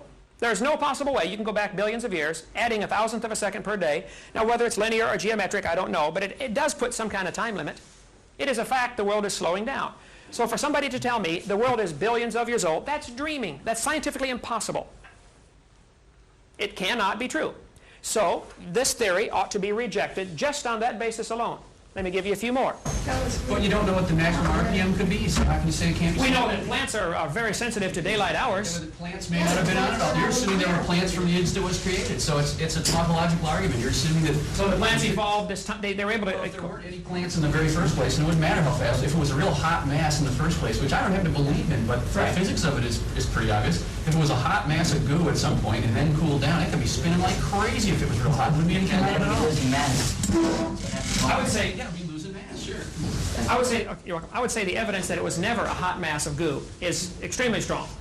Physical evidence. If you want to get into physical science on that, that's what I taught was physics, okay, physical science. But let's cover just a few more. The Earth is slowing down. That's a fact. Here's another one. The moon goes around the Earth. Nobody argues with that. 243,000 miles away at apogee. The moon is receding. We are losing our moon. Astronomers will tell you the moon is getting further away by 2 to 3 inches every year. It's leaving us. Well, if the moon is getting further away than it used to be, closer. You bring the moon back in closer, you got a problem because the moon causes the tides. The inverse square law says if you half the distance, you quadruple the attraction. So, 30 or 40 million years ago, the tides would have drowned everything on the Earth twice a day. That's just 30 or 40 million, not billions. You can't tell me dinosaurs were here 70 million years ago when the tides would have destroyed the world 20 million years ago. That's not common sense. Okay? Yes, ma'am. Well, are you assuming that the Earth is therefore stationary? No, the Earth has always been spinning. Well, but if you're saying to go back and the moon would be closer to us, then aren't you assuming that the Earth is going to be in the same orbit position as well? Right. I mean, maybe the Earth is in... Well, as far as the distance, no, I'm saying the distance between the Earth and the moon, as we waltz around the sun, you know, they pull each other out of orbit a little bit, but the distance between them is increasing. That's a fact. Right. Now, how do you interpret that fact? If you go backwards, if what you're telling us now, since the moon is creeping away at the rate of 2 inches a year, that eventually it'll go away. Right. Well, I'm going to use your same techniques. I'm going to back calculate, and at one point the moon was hitting the Earth because you're saying it can't spin. It has to be spinning in order to slow down. Well, in order to be moving away, it has to be at some position in the first place. It could never have been in an orbit to move from. It would have to be on the surface of the Earth. The same thing with our temperature. If you go down in a coal mine, it gets hotter as you go down. Stick with the spin of the So moon. let's calculate the temperature back, and if you do that and say, gee, it's X amount of heat losing from the center out and go backwards like you're trying to do with this timeline, it'd be hot on the surface. And the moon would be sitting in the middle of Idaho somewhere like a big lump, and it would move out, move away at 2 inches a year, away you go. I mean, that's gradualism right there. Well, yeah, sure, but the whole idea of saying that we can't pick these things up in the middle and pick and choose which half we're going to look at. You can't extrapolate a process from the middle and say from an orbit, which we don't know, it's now moving 2 inches a year, therefore it's moving away. Well, okay, calculate backwards. That has to be zero at some point. But see, the point it would be zero would be 20 to 30 million years ago.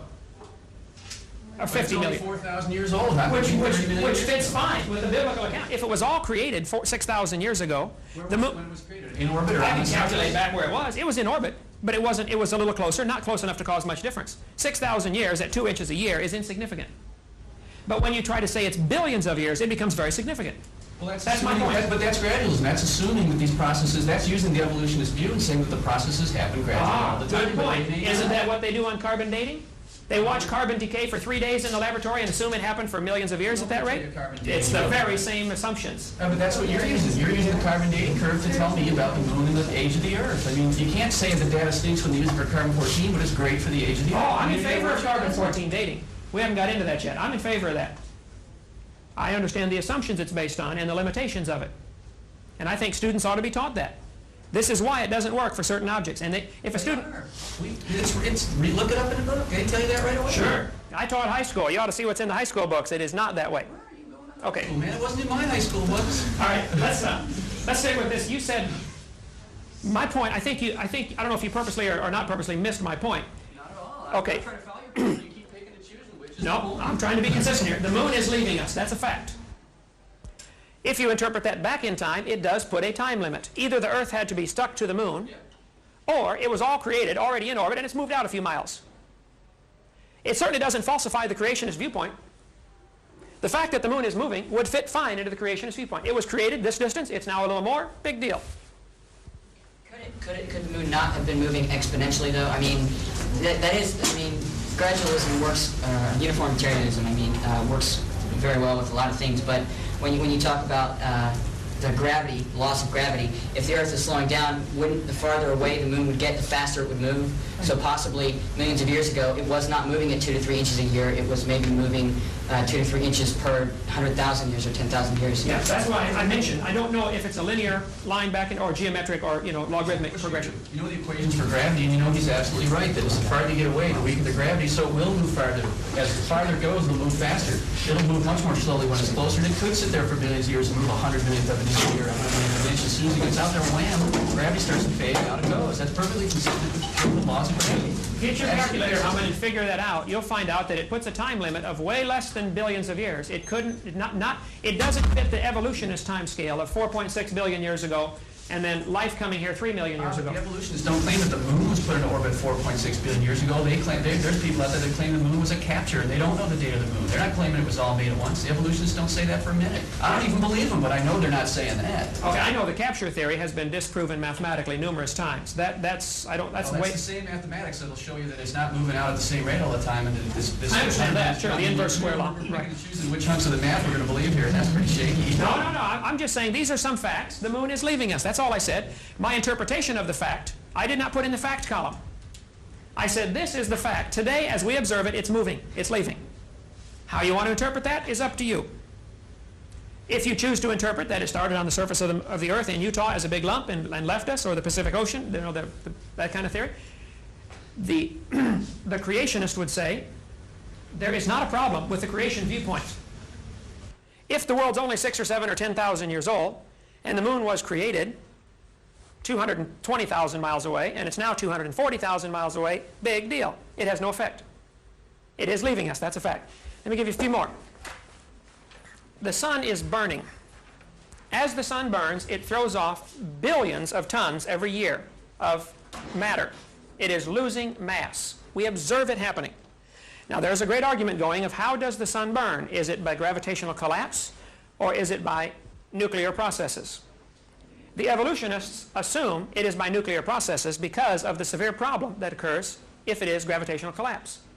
Nobody knows for sure what makes the sun burn.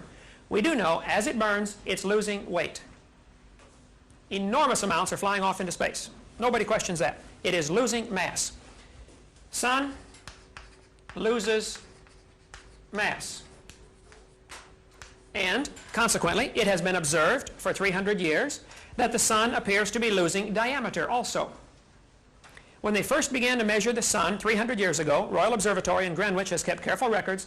The sun's diameter on a chart, on a graph of time over diameter, the sun has oscillated as, gas bubbles and things, whatever's going on in there, but the sun has had a general overall trend of shrinkage.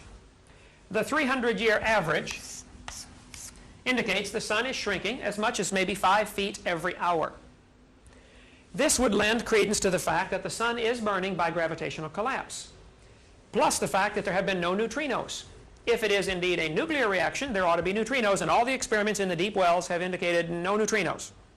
Now, that question is still being argued. I am fully aware of that. But the size has been decreasing, the mass has been decreasing. To the creationist, that's no problem. That's expected.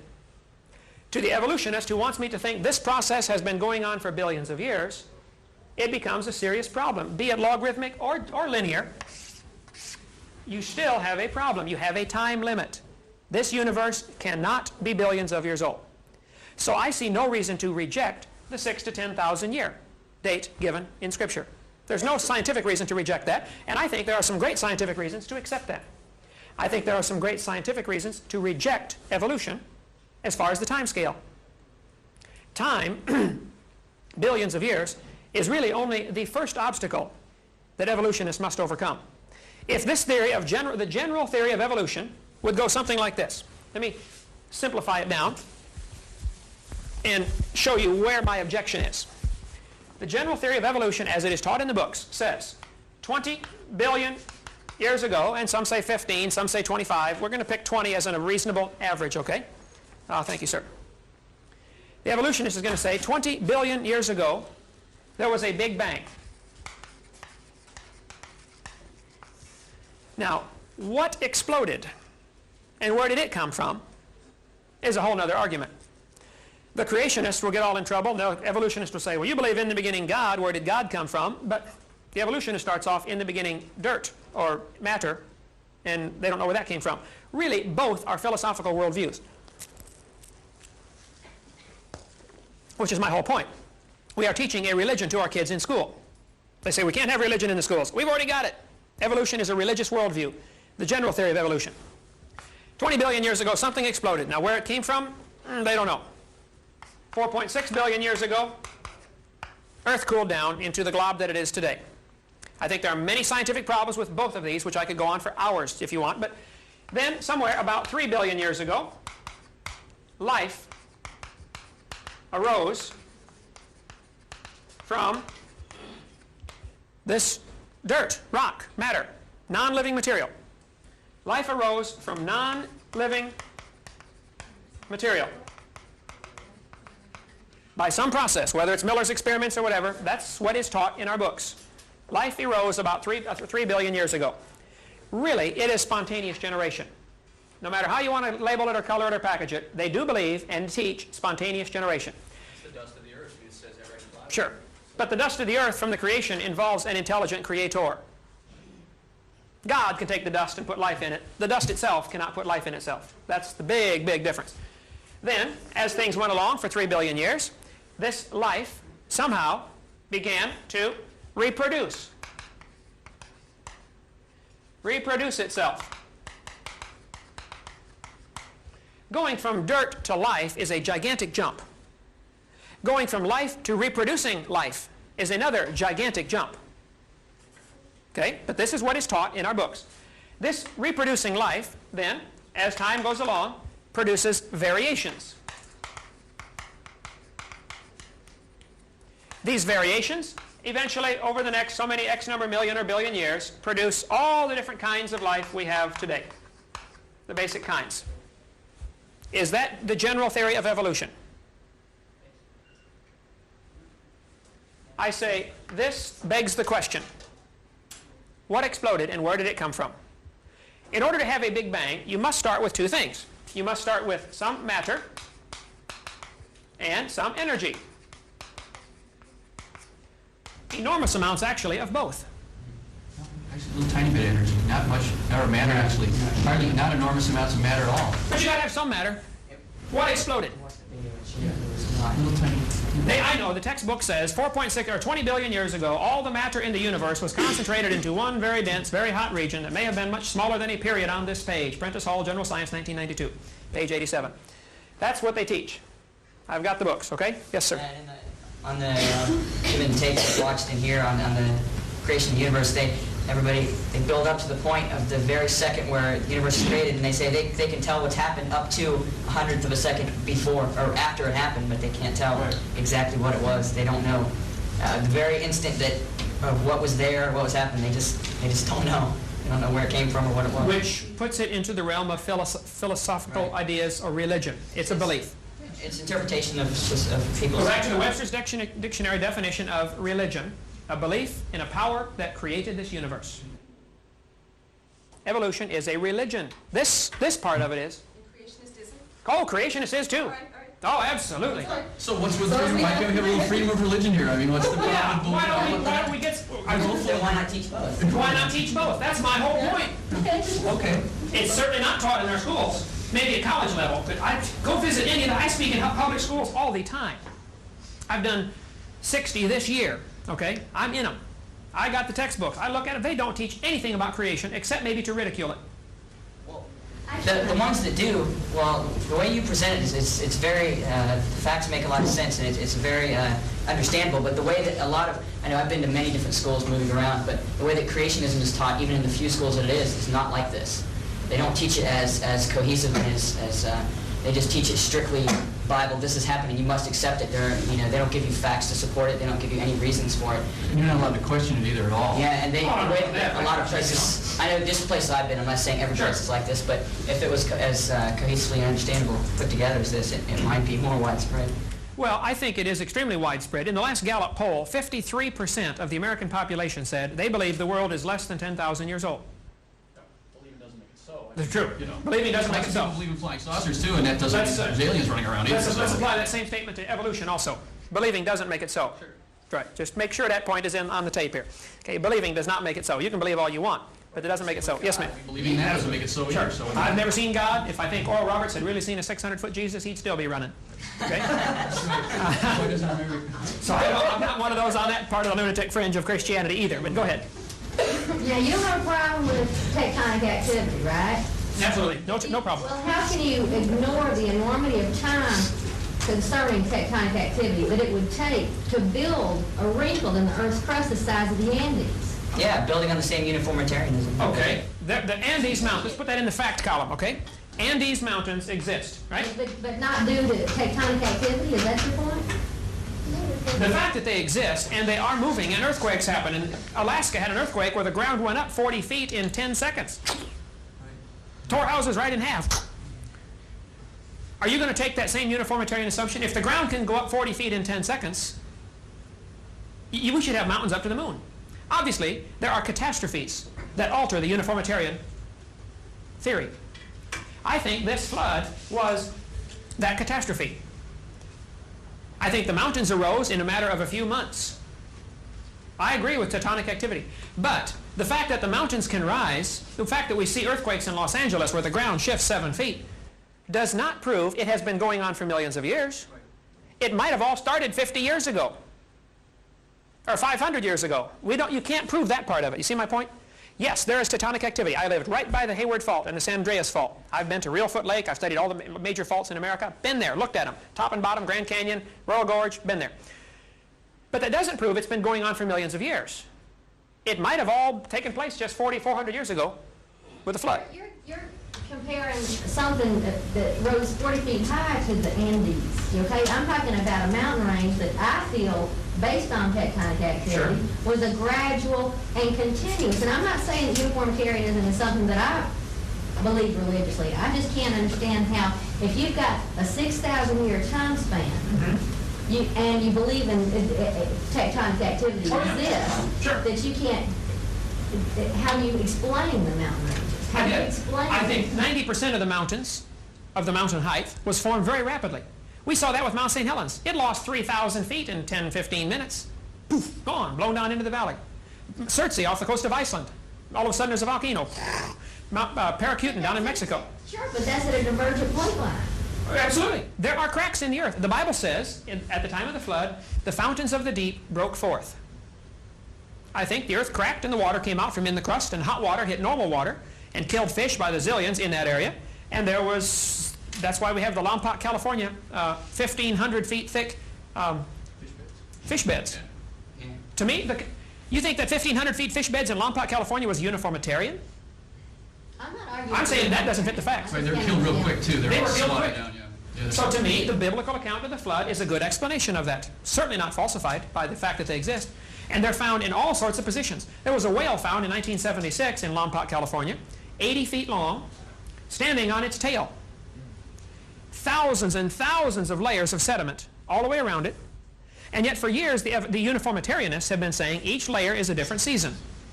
Well, if you got an 80-foot whale, and the layers are 50 layers to the inch, that whale did not stand there for millions of years on his tail. Obviously, those layers were deposited very rapidly. If you want documentation on that, I got it here on the table someplace. I'm on the Lompoc, California, and what happened? I've got some of the fish fossils, you know. Some are flat in the layers. Some are standing up, running through the layers. Those layers did not get deposited in uniformitarian process. Well, that movement in such as like in Alaska, that 40 feet, that's directly proportional to the inactivity that hasn't happened for a long time. It takes that pressure a long time to build up. That punctuation of movement took you know, a long time to build the strain. So that one severe movement may have taken thousands of years to build up enough pressure to force that up. So, you know, the mountains movement may have taken a million years to build up enough pressure to move that much, you know, 30,000 feet or But by the same token, you haven't proven that it didn't start just 4,400 years ago with the flood. Possibilities of both. Well, there's still ruins at the 1,200-foot altitude level in the Andes also that indicate like ship piers and tie-ups and things. They're 1,200 feet from the existing ocean level, so you've got a lot of stuff like this. What I find is that you're very, I have to applaud you a lot, because all the anomalies that, I'm not a creationist, but I'm always arguing with people about how the evolution view doesn't work, and genetics is really kind of goofy, and there's tons of, I mean, they find human fossils in coal mines for crying out loud. There's loads of anomalies all over the place, and the straight right hand of the chart evolutionists, you know, big science can't handle it. Same with the energy stuff we're telling you about. They can't handle any of that stuff at all because it doesn't fit into it. But it doesn't lead me to a biblical interpretation. I just think it's just the Bible maybe one more, you know, straw in the mix, and maybe one more example of people accounting for these anomalies and trying to grasp with them somehow. Would the human fossils found in coal mines, as you mentioned, could that be explained by a worldwide flood? Sure. Oh, there's a worldwide layer of mud. I mean, the worldwide, you know, whatever you want to call it, flood catastrophe is, hardly anybody will really argue with that when you push them to it. I mean, you dig around just about anywhere, you hit a big layer of mud. You go down, bang, there it is. You know, all kinds of people. I would extend that even further and say nearly all of the layers were deposited during that one-year-long flood. Okay. Edmund Hillary, 1953, climbed Mount Everest, first man that we know of to reach the top Mount Everest. And he got to the 26,000-foot level. He had 3,000 feet to go. At 26,000 feet, he began finding seashells. The entire top of Mount Everest is covered with seashells and clams. 3,000 feet thick on the tallest mountain in the world that we know of, K2, maybe a few feet higher or lower. People argue about that, you know, but it's one of the tallest for sure, probably the tallest. Why are there petrified seashells on the top of Mount Everest? Well, the creationist view would say, no problem. The Mount Everest wasn't there until after the flood. The Himalaya range rose, you know, as the fountains of the deep were broken up. I'm talking global catastrophe. Really, the argument is between catastrophism and uniformitarianism. Unusual thing about these seashells, and you're welcome to come take a look at it. I have boxes and boxes of them. Clams like this, you pass that around, are petrified and they're closed. When a clam dies, it opens up. Go to the beach, you're lucky to find a matched pair, let alone a closed petrified clam. A guy in Alabama up here said, Mr. Hovind, do you want some more petrified clams? I said, well, why? He said, they're 4 feet thick in my backyard. He digs for post holes to put in a fence and finds petrified clams, 4 feet thick. You can find that that's got to be about the most common fossil in the world. Cephalopods, closed clams. Okay, that's a fact. Now, the creationist would say, during this flood, the fountains of the deep broke up, there was thermal shock, animals were buried in mudslides, and the clams are already at the bottom, so huge clam beds are covered, and the only way you can get a fossil like that is to have him be buried alive. And you can find enough of them to build a 10-lane highway from New York to San Francisco. The creationist interpretation fits that just fine. The very existence of fossils at all. Fossils don't form unless they're buried. This is a Brachiosaurus toe bone. The very existence of fossils, to me, is another scientific indication there was a disaster. How many buffalo were killed out west 100 years ago? Probably millions. How many fossilized? Almost none. Because they weren't buried. The evolutionist interpretation is that these fossils we find are all from different periods, all along for millions of years. Animals die and leave their fossils behind. Animals don't leave their fossils behind when they die today, folks. They have to be buried in mud. That's the way they fossilize. I think to support your view, or I guess what is also my view, which isn't necessarily a Bible view, but is this kind of something very unusual occurred, is that there's an interesting fossil that they've got at Buffalo that is a trilobite that is preserved in stone mud, and its tracks are also preserved, and it's wandering in a little spiral pattern, and the tracks are spiraling, and it goes about 4 feet and it dies. And their explanation is that it wandered into a toxic puddle, which of course sat there, totally undisturbed for a million years till it turned into stone. But this, to me, it obviously happened really quickly. I mean, sand, raindrops would interrupt a sand pattern. I mean, it doesn't like go to the beach and draw on the sand and see how long that lasts. I mean, there's layers of stone that are essentially beach waves that are hardened and that are solid. Red Rock, very quick. Denver, I've been there. Yeah, Red Rock's been there a bunch of times. That stuff happened real fast. And the dinosaur footprints at Red Rock are at a 45-degree angle. Right. Okay, let's give the creation. Slide off, exactly. Sure, the creationist interpretation is it was flat land. The dinosaurs are fleeing the flood. They left their tracks behind. It took several months for that flood to kill everything. You get rising and lowering waters, and they leave their tracks. They get hardened. Somebody else leaves tracks. They get another layer. Eventually, the mountains lifted up, and today the tracks are at a 45-degree angle. There's no problem with that evidence as far as the creationist viewpoint. That fits fine. Now, both are theories. The anthropology, which is what this class is, we probably ought to stick a little more to that.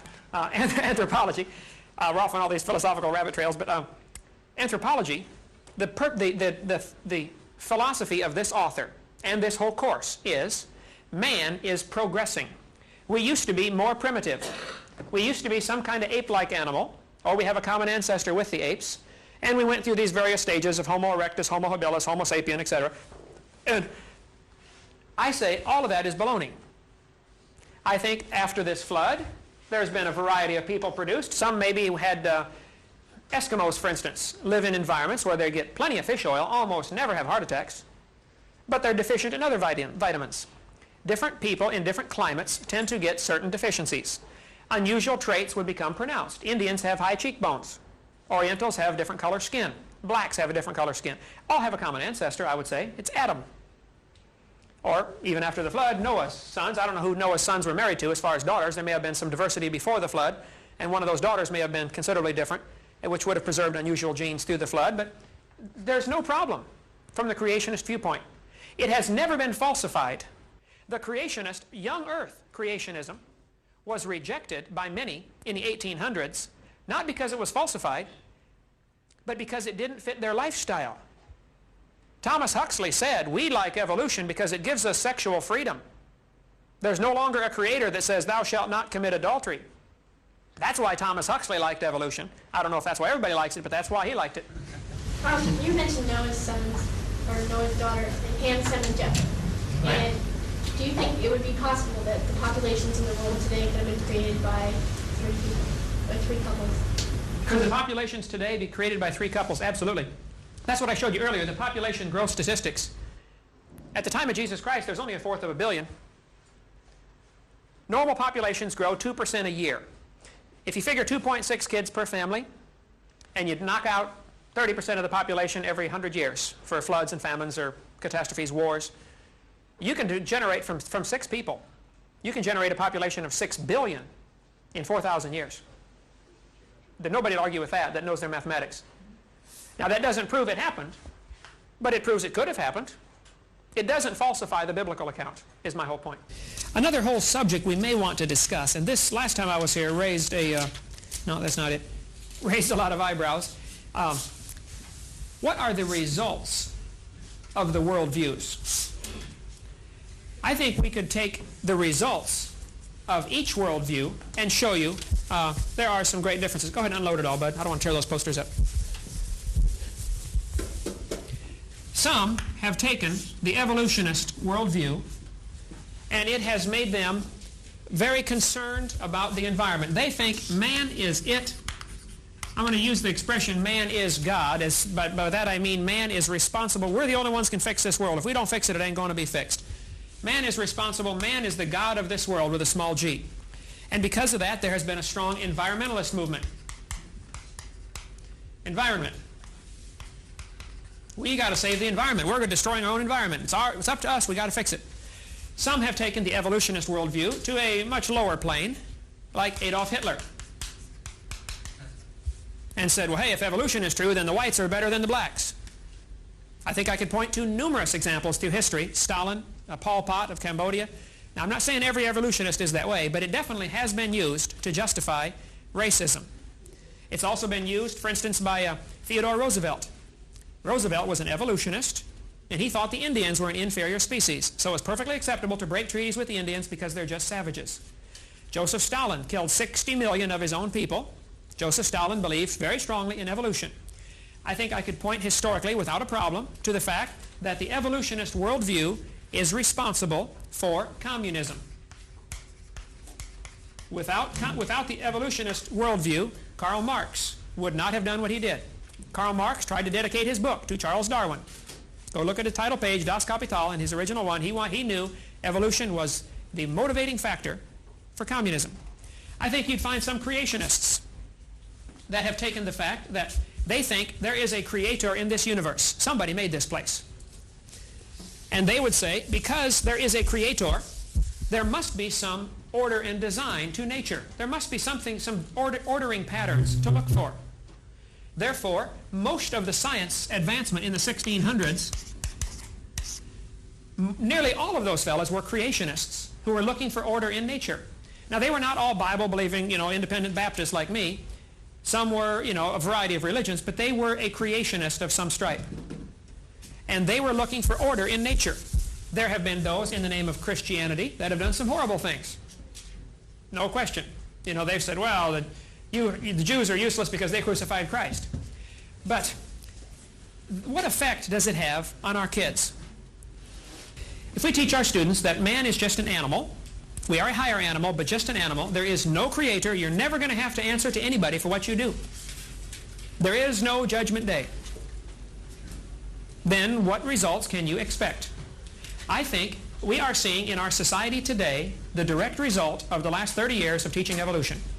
Crime is rampant, violence is rampant, unwed birth rates, divorce rates are skyrocketing, drug culture. I think much of that, now maybe not all of it, but the vast majority of that is attributable to the philosophy of evolution.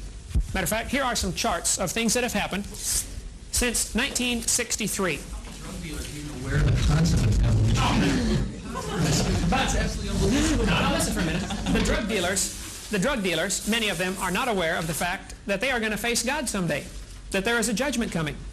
If a fellow believes he's going to face God... Rastafarian? Yeah, you remember Rastafarian? The Muslims believe there's a judgment day and they're blowing up people by the hundreds. Oh, sure. But let me just show you what's happened in America. This is what's happened to sexually transmitted diseases since 1963 for teenagers. This is the chart, the graph of what has happened. Now, what's causing it? It's up to you to decide. You think about that. Here's what's happened to violent crimes in America since 1963 over the population growth. It's up 544%. Nobody argues with that. Crime is bad. It's happening, and it's happening more now than it ever has before, as far as we know. In America, it has. And you're saying that that's caused by the teaching of evolution? I'm saying what you believe determines how you behave. All right, well, let's take up where we left off. I found the population chart for those of you that were gone during the break. As we mentioned, the population information is really only fairly concrete for the last 2,000 years. But the evidence is that at the time of Jesus Christ, many censuses were taken. Herod took a census, that the world population was about 250 million. And so there is no conflict with population growth and the creationist model that man's only been here 400 years since that flood of Genesis time. And you're welcome to take a look at this. I do have Yes, one sir. question. Now you're talking about, is that the census, are you just talking about the census proper, or did we extrapolate to take into account the rest of the world? Taking into account the rest of the world, Okay, yeah. Most of the population encyclopedias will say world population was about 250 million at that time. Okay? Okay, I have a question. You guys were talking about plate tectonics before. What do you think about Pangaea theory? That the world was at one point, all the continents had belonged together and then they all fit together in one puzzle. And if it didn't exist, if it didn't take that long to get apart, how did Indians come to America before? Okay, she has two questions. What about Pangaea and what about the Indians? I got to write this down because my memory is real short. What was the question again? Pangaea and Indians. Indians in America, right. It is a fact. The Earth has plates that are moving some. There are cracks along those plates called fault lines. That we'll put in the fact column. The Earth has plates, they are moving some. Now, does that prove it has always been moving for millions of years? Or could it have just started moving 400 years ago at the worldwide flood? Could have been either way. There's no way to prove that scientifically.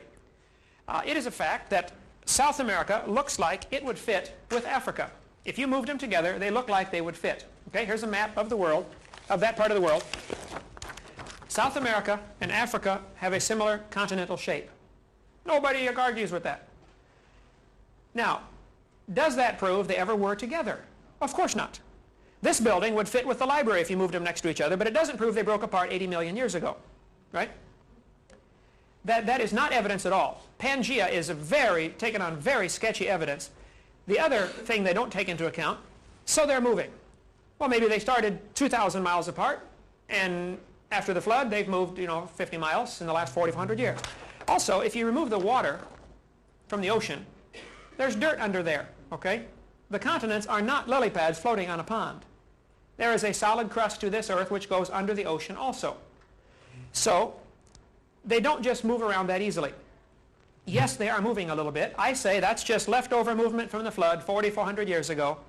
And the earth is still experiencing a little bit of shifting, and some mountains are still going up, and there are still earthquakes and volcanoes. But that's leftover remnants of this disaster from 4,400 years ago.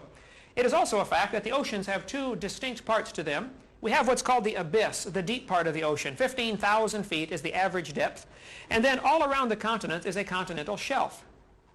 A cross-section of the ocean, if you could imagine this in your mind, we're going to draw a cross-section. Now you got to understand that less than 1% of the ocean floor has been explored. Way less than 1%. I called the people in Washington, D.C. that make the maps and said, now these contours you have on the ocean floor, how much of that is science and how much is that interpretation? And the lady in charge said, well, we've explored less than 1%, so 99% of that is guesswork. But let's assume it's reasonable. I'm not going to argue with that. The ocean, here's the continents, then there's a continental shelf, and then it drops off into the abyss.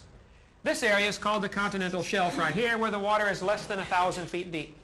Most people say less than 1,000 feet is considered continental shelf. Then you have the continental rise down to the abyss, where it's 15,000 feet deep, as opposed to 1,000. If you lowered the oceans 1,000 feet, if you could remove 1,000 feet of water out of the oceans, the continents would become huge. All the continental shelves would be exposed. England would not be an island. England would be part of the mainland. The English Channel would just be a valley you would walk across. Actually, if the oceans were lowered by just 1,000 feet, the Indians could walk to America from either side. You could walk across Iceland and Greenland and Canada. It would all be connected by lowering the oceans. So, here's the creationist worldview of what happened. Go back to my timeline. 4,000 years ago, BC, the creation. 1,600 years later, the flood. After the flood, the ice caps were huge, all the way down to Kansas City, Missouri. If you trap that much water in the form of ice, you're going to lower the oceans considerably. So for the first couple of hundred years after the flood, the people were able to walk literally any place in the world. As the languages, after the Tower of Babel incident in the Bible, when the languages were created, the people broke up into their small inbreeding groups, and they traveled any place they felt like traveling. You could walk to Australia. There was no water in the way. If you lower the water, if you lower the ocean, that's a fact. There's a land bridge to every place. So for the first couple of hundred years, the people dispersed around the world, including to America. And then as the melting ice caps caused the water to rise, the continents became separated. The Bible says in the days of Peleg, the earth was divided. Well, Peleg lived, where's my chart here?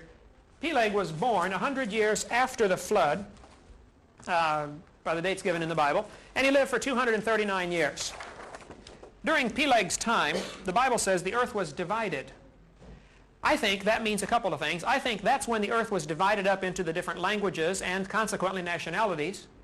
I think the people that were in these small inbreeding groups developed unusual traits. Black skin might have been a mutation, or white skin might have been a mutation that took hold. When the population was small, a mutation can catch on quickly. I don't have any problems with mutations. I don't have any problems with natural selection. Natural selection works, but it doesn't prove evolution. It might prove creation. Natural selection is not evidence for either side of this argument. It has nothing to do with the argument.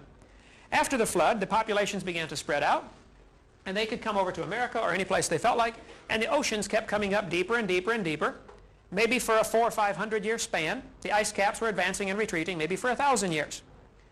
During that time, cities would be built near the beach and consequently have to be abandoned as the waters come up. And maybe that's why we have legends of lost cities like Atlantis, and why there are some unusual features underwater. You know, there's some, looks like buildings in 30 feet deep water down by, Bermuda. That could be explained from the flood.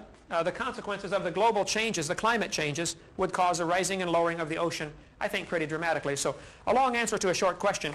The creationist would say the continental shelf was exposed, and that's why we have underwater erosional features like there are canyons bigger than Grand Canyon underwater, which means it must have been above water, or it wouldn't erode like that. Okay? Yes, sir. One question about the Pangea theory. They have found fossils that match up on the coast, the northeastern coast of South America and the coast of Africa that match, and they're found nowhere else but right in a specific area. And when they're put together, there is an area population of these animals and rocks that are found nowhere else in the world. I would argue that they're not found anywhere else. Nearly every type of fossil is found nearly every place. Dinosaurs, camels have been found near the North Pole. Now you can look at that two different ways. The North Pole used to be at the equator and the Earth has tipped, or the North Pole has moved, continental drift. Or the world was perfect before the flood and camels lived at the North Pole. Or the flood lasting a year could have floated the dead carcasses any place in the world. So the fact that there are similar fossils found on both continents does not disprove the creation model. It might prove there was a flood 4,400 years ago and the dead animals drifted to those places and that's where they landed. But there's also, when they find, well, I guess it wouldn't be the same, but they find polarized rocks that through time periods switch polarization like a time clock, and they find that they match up. Magnetized rocks. Right. And they match up almost exactly on the two coasts when they put them together. The stones that they find are, I don't know how to quite put it. Yeah, he's right. The geological evidence is very extensive on this, and it's not based on the geometric matching of the patterns. For example, and it's not so much biological. That's a trivial part of it. Right. The details of the geology that's been accomplished over the years, 20 years, 60s and 70s, is really what proves this. It's not sketchy. Doesn't prove this. This is evidence that's interpreted for the continental drift. Yeah, it's definitely a theory. Yeah. Definitely a theory. If you would look at the actual maps that have been made of the magnetic lines at the bottom of the ocean, they are nowhere close to what appears by the time it gets into the textbook. How do you know if it's only 1% explored? That's the point. It's only 1% explored. It could be that the mid-Atlantic ridge is one of the rips where the fountains of the deep broke up. If the earth ripped open right there, the rocks would be twisted all sorts of different directions. Yeah, I've seen the evidence for this, and it's not like you say. It is conclusive. It is catastrophic down there at the bottom. Thomas G. Barnes is probably the world's expert in geomagnetism. He's a University of El Paso, Texas physics professor. He just retired here a couple years ago. He's written many papers for the government on the Earth's magnetic field. Thomas G. Barnes, because of his intensive research in the Earth's magnetic field, has become a creationist. He says for several reasons. Number one, the Earth's magnetic field is declining. It is getting weaker and weaker and weaker. This world can't be more than 25,000 years old, Thomas Barnes says. Because 25,000 years ago, the magnetic field would have been so strong, the heat generated would have destroyed all life on Earth. It was his evidence in magnetism, and especially studying the lines at the bottom of the ocean. Thomas G. Barnes, he still lives in El Paso, Texas. Didn't you just say that just because it's decreasing now doesn't mean it was decreasing for Right, no proof of it. He says, based on, of course, I could use the same argument for carbon dating. Right, yeah. That's Uniformitarian assumptions for all of it, right. Based on what we observe today, since Gauss and those fellows, measured the magnetic strength of the Earth, it is declining. NASA thinks the half-life is 830 years of our magnetic field. Now, they measure it more than anybody probably, but that has nothing to do with matching the corresponding magnetic patterns that exist on both sides of the rift. That's what you're really looking at. I'm saying if you looked at the actual data coming off as they drag their thing down there and get the compass fluctuation, you compare that to by the time it gets in the textbook as nice neat lines, 40 million, it's nowhere close. Yes, it is catastrophic down there. It is. The data is good. It doesn't look like you say it. It's not bad like you say it is. I can assure you that actual data, if you can get the actual readings of the maps, compare them to what, by the time it gets into the textbook, there have been many smoothing out of the lines. But it is still not proof. That's not true. I happen to have a master's degree in oceanography, and I have really looked at this in detail. Okay. And it's not sketchy like you say it is. It is good data. Could it be that the mid-Atlantic ridge is one of the rips, fountains of the deep broke up, things flipped over, rocks were flipped every which direction, You And can from go out there and see it happening right now today. Oh, it's spreading, no question. Right now. It is spreading. Now, they watched it with lasers bouncing off of the satellites, to see if Europe and America were getting further apart. After 8 years, the satellite fell out of orbit, and entropy again. But after 8 years, they watched for continental drift in the mid-Atlantic ridge. None was observed. But they said, well, because of atmospheric twinkle, the laser going through the atmosphere gets 0.046 arc seconds of atmospheric distortion. There may have been 3 centimeters, and we didn't detect it. Very true. There might have been undetectable because of allowance of error. So they interpreted that the continents are moving 3 centimeters a year or something like that, and they may be. I'm not arguing that. There isn't real positive proof that they are, at least the mid-Atlantic ridge. We see the vents down there and things like that. There's no question of hot water vents, and there seems to be new material forming down there. But again, that doesn't disprove the idea of a flood 4,400 years ago. If the fountains of the deep broke up, the continents may have slid hundreds of miles in a few hours, and crashing in someplace else lift up the Himalayas.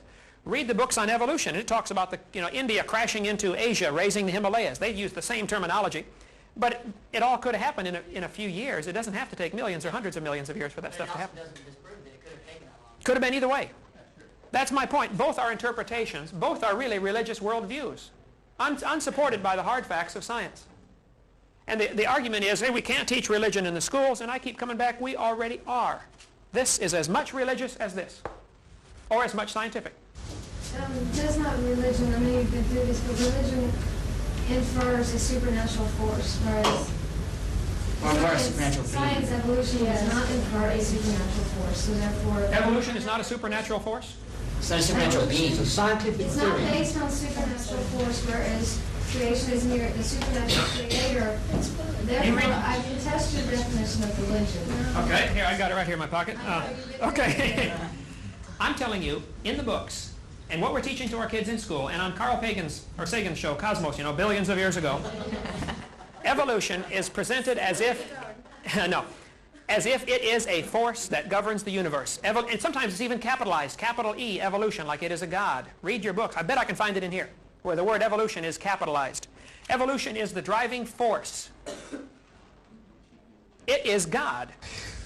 Oh, I don't know. No, I never heard Read that. your book with that thought in mind, and I think you'll say, wow, that's what they're teaching.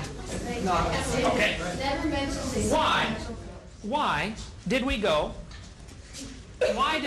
from simple life forms 3 billion years ago, when there's no such thing as a simple life form, but we're going to use their words here, a simple to complex. Easy, because Ilya Prigogine shows that systems that we think are chaotic spontaneously organize into higher levels of complexity as time goes on. Yeah, That's not what this book teaches, I'm That's sure. what the Nobel Prize teaches. That's what Prigogine won his Nobel for, and that's what I was trying to tell you before about entropy being an illusion. That's a known process. It's an explained process. It's a leading edge process. Wait, hold on. Say that again. It's a process. You're showing me that you're telling me that animals in the laboratory have been changed into something. Not animals in the laboratory. I'm not talking about animals. You keep talking about animals. You're talking about entropy here and going from simple to complex. I'm talking about information. It's information theory. It happens all the time. You heard of chaos math? You ever seen fractal generation? I'd love to get you to Las Vegas, man. I can make a fortune off of you because you gamble on the long shot. Not at all. You're saying simple to complex? You're saying the greater the odds are against it happening, if the chances are 1 in 10 million of flipping heads 5,000 times in a row, that proves it happened that way. Not You at give all. them the whole universe 4 quarters, and Not at all. Who's going to flip them quarters? The quarter's going to wear out before you won't be able to tell which is You're his. unaware of Prigogine's work. I'd advise you to read his book, read the study of what he did, and then talk about it. There have been people all through history, the last 200 years, let's take. Charles Darwin gambled on that. Well, there must have been changes. I'm not talking about a gamble. I'm talking about a mathematical stochastic process. It's not talking about gambling. It's not talking about animals. It's talking about chaos and information, plain and simple. There it is. Just look it up. Starting from The simple to the complex. You think that happens all by itself with no addition? All by itself. It's a property of information-bearing systems. I think you are dreaming. Fine. I think you're dreaming when you dream about God. So are you. I mean, Right. you got a ghost story going on here with supernatural So you have this- puppet strings. It's crazy. You have this mysterious process that is going from simple to complex. It's well defined.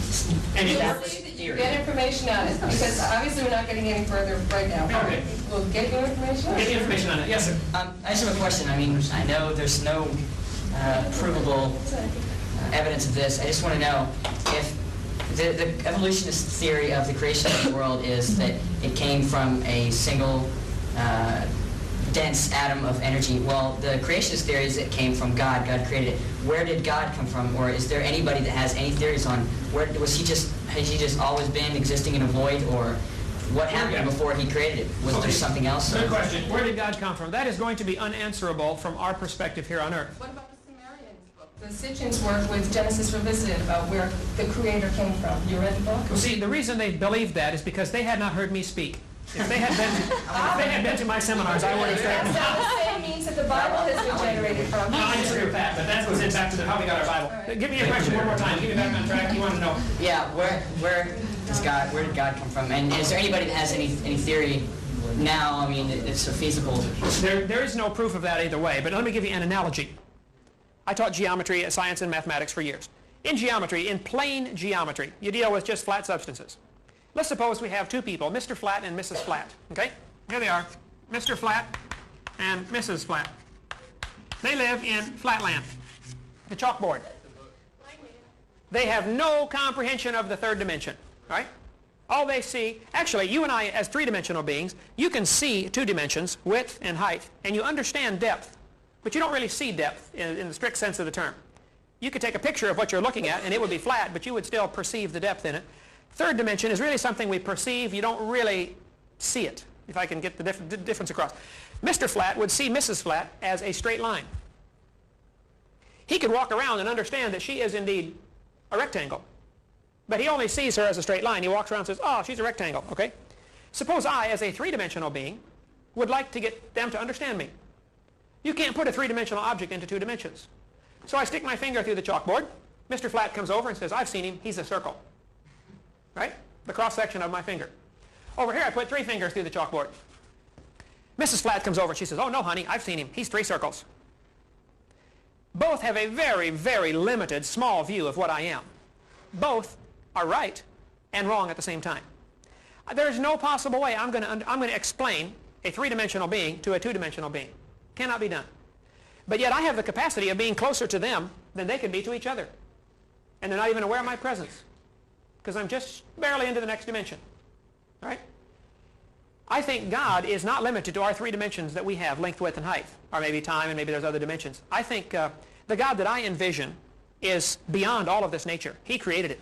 The guy who designed the car, or the computer, or the calculator is above and beyond and smarter than and outside of his creation. He's not affected by it. He has to be smarter than the watch. He made the watch, right? I think the Creator is not part of this creation in the pantheist sense. I mean, God, you don't go hug the trees because this God is the tree and God is the rock and God is the flower. That's a very limited pantheistic view of God. The God that I have is outside of his creation. If he wants to come down and walk on the water or raise the dead, he made the whole thing. He can do absolutely anything, totally unlimited.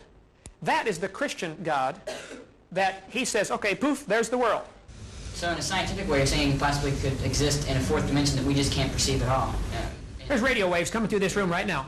Yeah. You can't feel them or taste them or touch them, but you could, if you had an instrument to pick them up, you could pick them up, right? A radio. A lot of things we can't see that we know exist.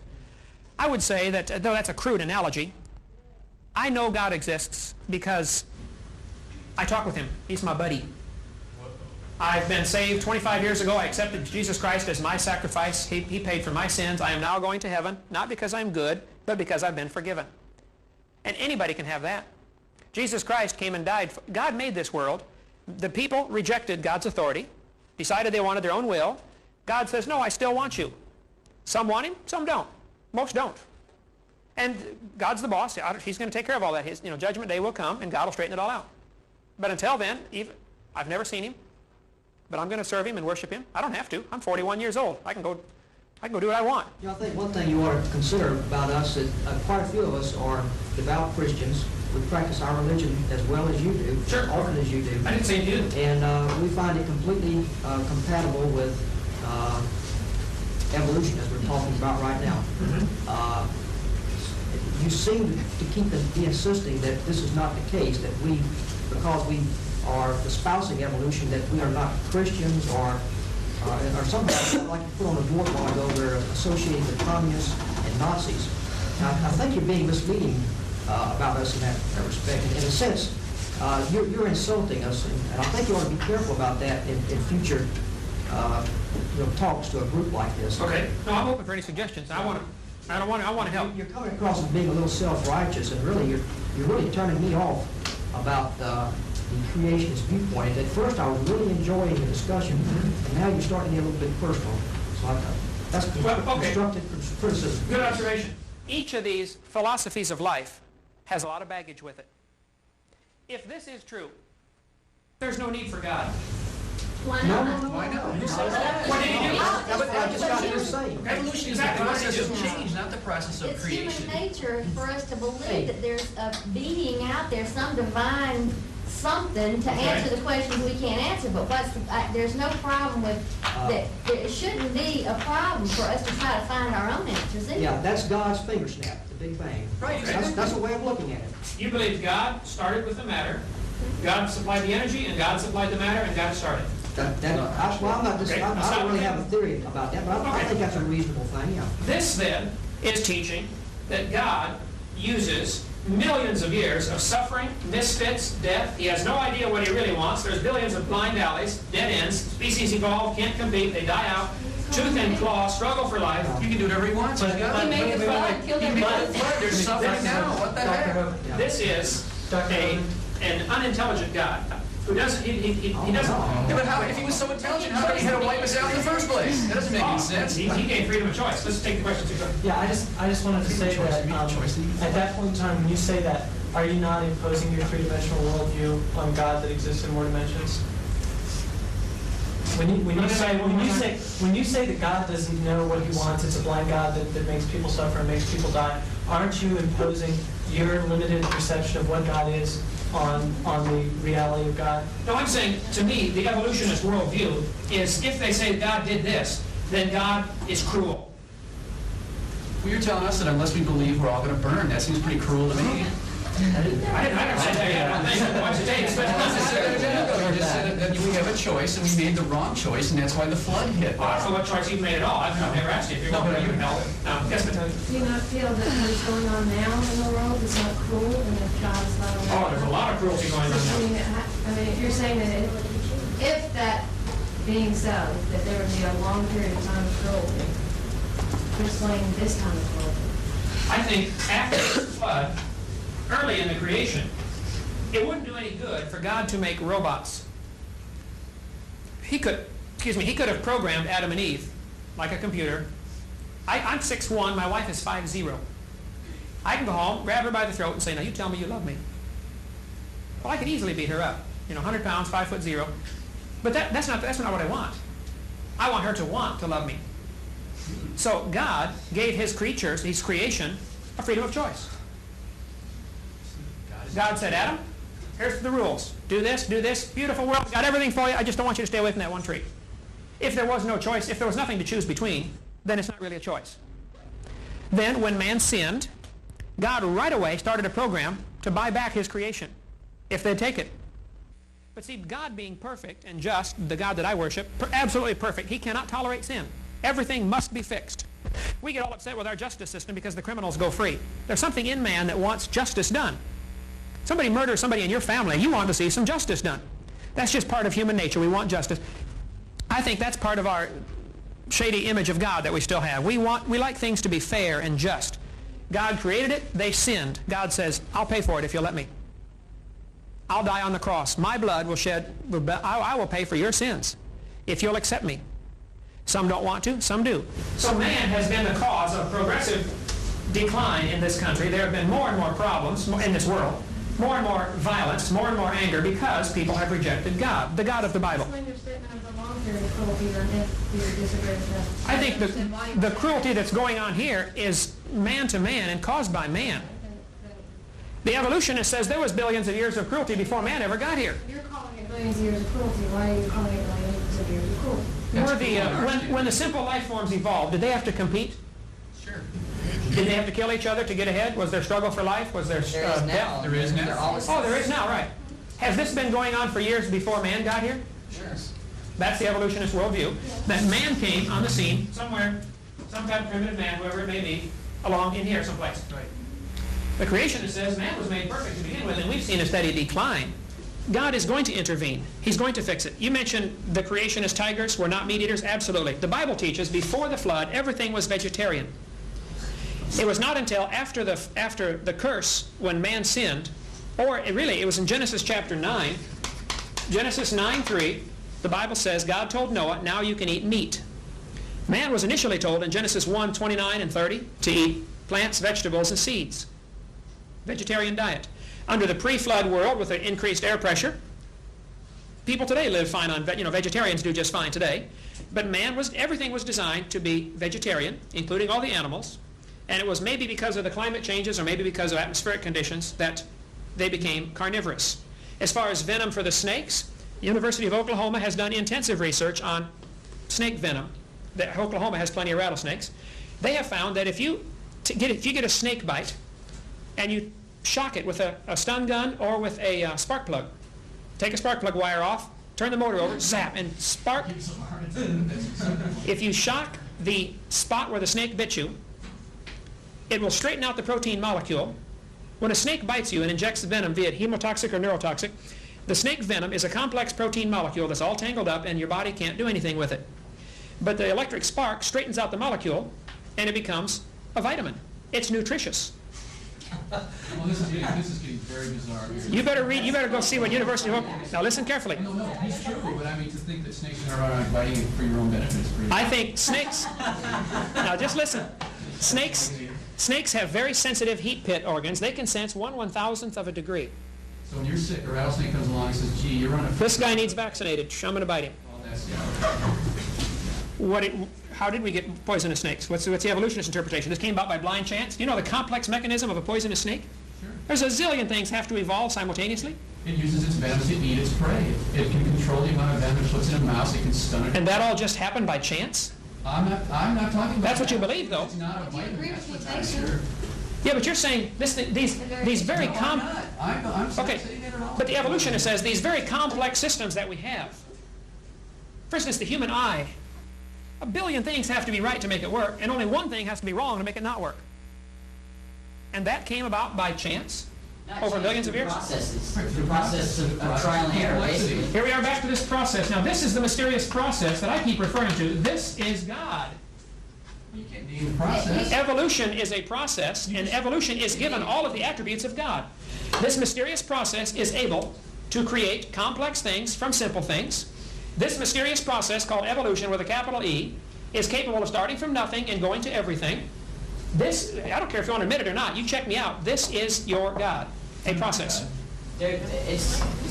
Somebody else had a question here? No? Okay. This is a label for something we don't understand. You call it God, you can call it Bob, you can call it, anything. I mean, it's just kind of similar to get to analysis and say, the ergo, we don't understand it, ergo, it's God. I mean, that's pretty wacky. But you are attributing a personality. No, you are. You're saying that it's God. He's just. He's got rules. He's got commandments. He doesn't like us. No, I'm saying it's a process. I'm saying he doesn't have any rules at all. Doesn't care. It's a process. This process of evolution is one that has the personality. Evolution. You read the books. Evolution experimented with this for millions of years until it finally came up with a design that works.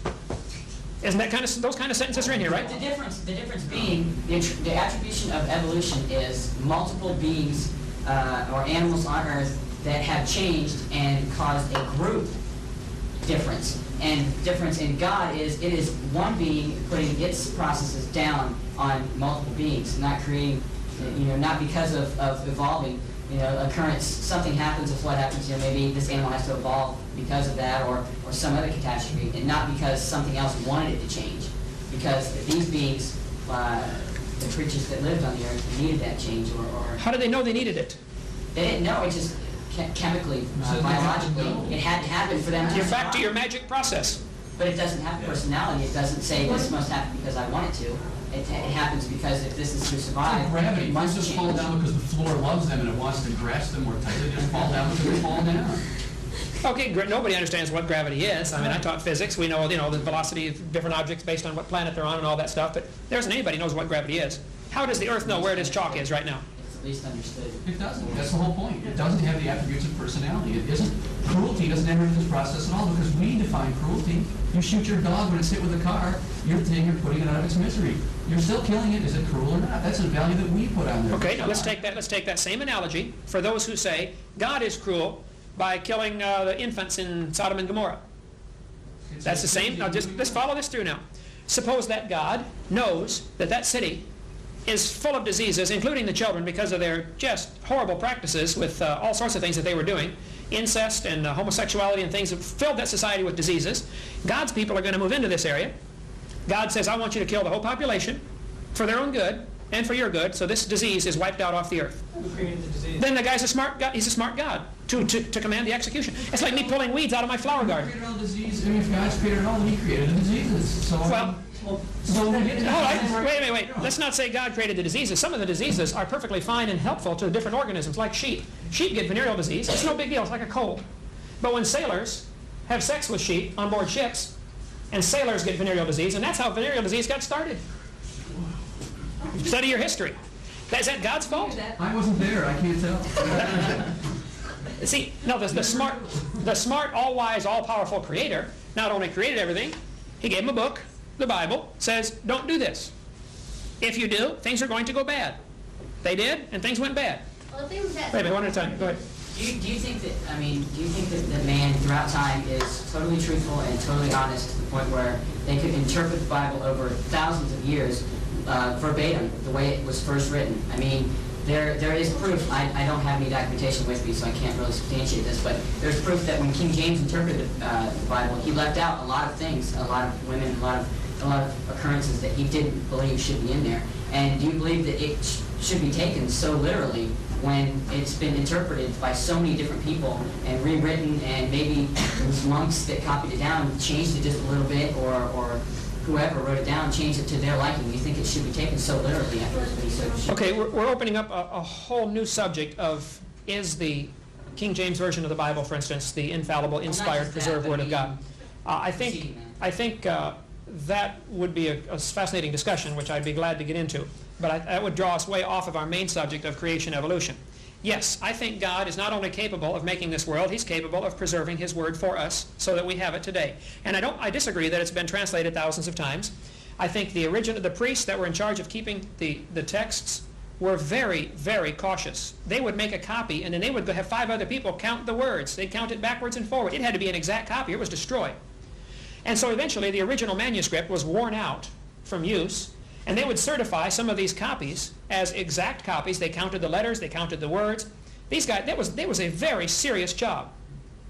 They would take a bath and wash out the pen and start fresh before they wrote the word God or Jehovah. They took it that serious. I mean, it was maybe overboard, but so the original text may be gone, but that is really probably to our benefit, because now we have so many thousands of copies that are just precise like the original, and they were carefully certified. And then there's not an original piece of paper for somebody to worship and sell for $50 million a page. You know, oh, here, kiss this page and you'll go to heaven. I think it's good. The original piece of paper is gone, worn out. Some of the older manuscripts are still around because they were not good as copies, so the people did not use them. There were those shortly after the time of Christ that tried to pervert the manuscripts, tried to make little changes to get their doctrine in there.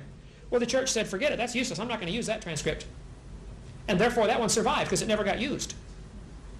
There are 5,000 or 6,000 copies of the Greek New Testament that are from the Textus Receptus. Yet you go to the Alexandrian manuscripts, there's only a few hundred of those, but they're older than the Textus Receptus. But the reason they're older and the reason they still survived is because the early church fathers knew this is not correct. This has been corrupted. If there is a God and there is a devil, it would be smart for the devil to try to do that very thing, to corrupt God's word, to confuse humanity, to start 50,000 religions and get people confused and distracted. Any war does that. The enemy comes in, they turn the road signs, they blow up bridges, they try to confuse the enemy. I think there's a real God and there's a real devil, and Satan is using tactics of confusion to try to keep people away from the truth. The truth is very simple. The Creator loves you. He wants to save you. He wants to forgive you. And if you'll ask Him, He will. And so I asked Him 25 years ago. And I have evidence that it happened because there has been a great change in my life that could not have happened just by deciding to turn over a new leaf. I can go drink all the alcohol I want. I'm 41.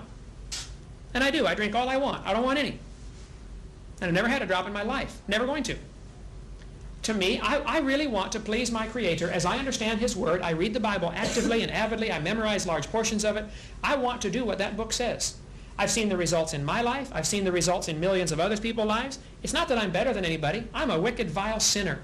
I deserve God's judgment. But Jesus Christ took it for me. I am going to heaven, but it's not because I'm good or better than anybody else. It's because I'm forgiven. And I would like everybody to be forgiven. You think Jews will go to heaven? I think if a Jew has not accepted Jesus Christ, no, they will not go to heaven. It's only Christians then who have accepted. I don't know that I want to use the term, the definition, the label Christian. Only those that have accepted Jesus Christ. There may be people in some heathen pagan society that have asked for God's forgiveness and have no concept of what a Christian is. Sure. The Bible says if you seek after God, God will see to him that you find him. There are those who don't want God because they're afraid of some of the rules that go along with an authority. And that's why in the 1800s, this view caught on. Because there was great prosperity.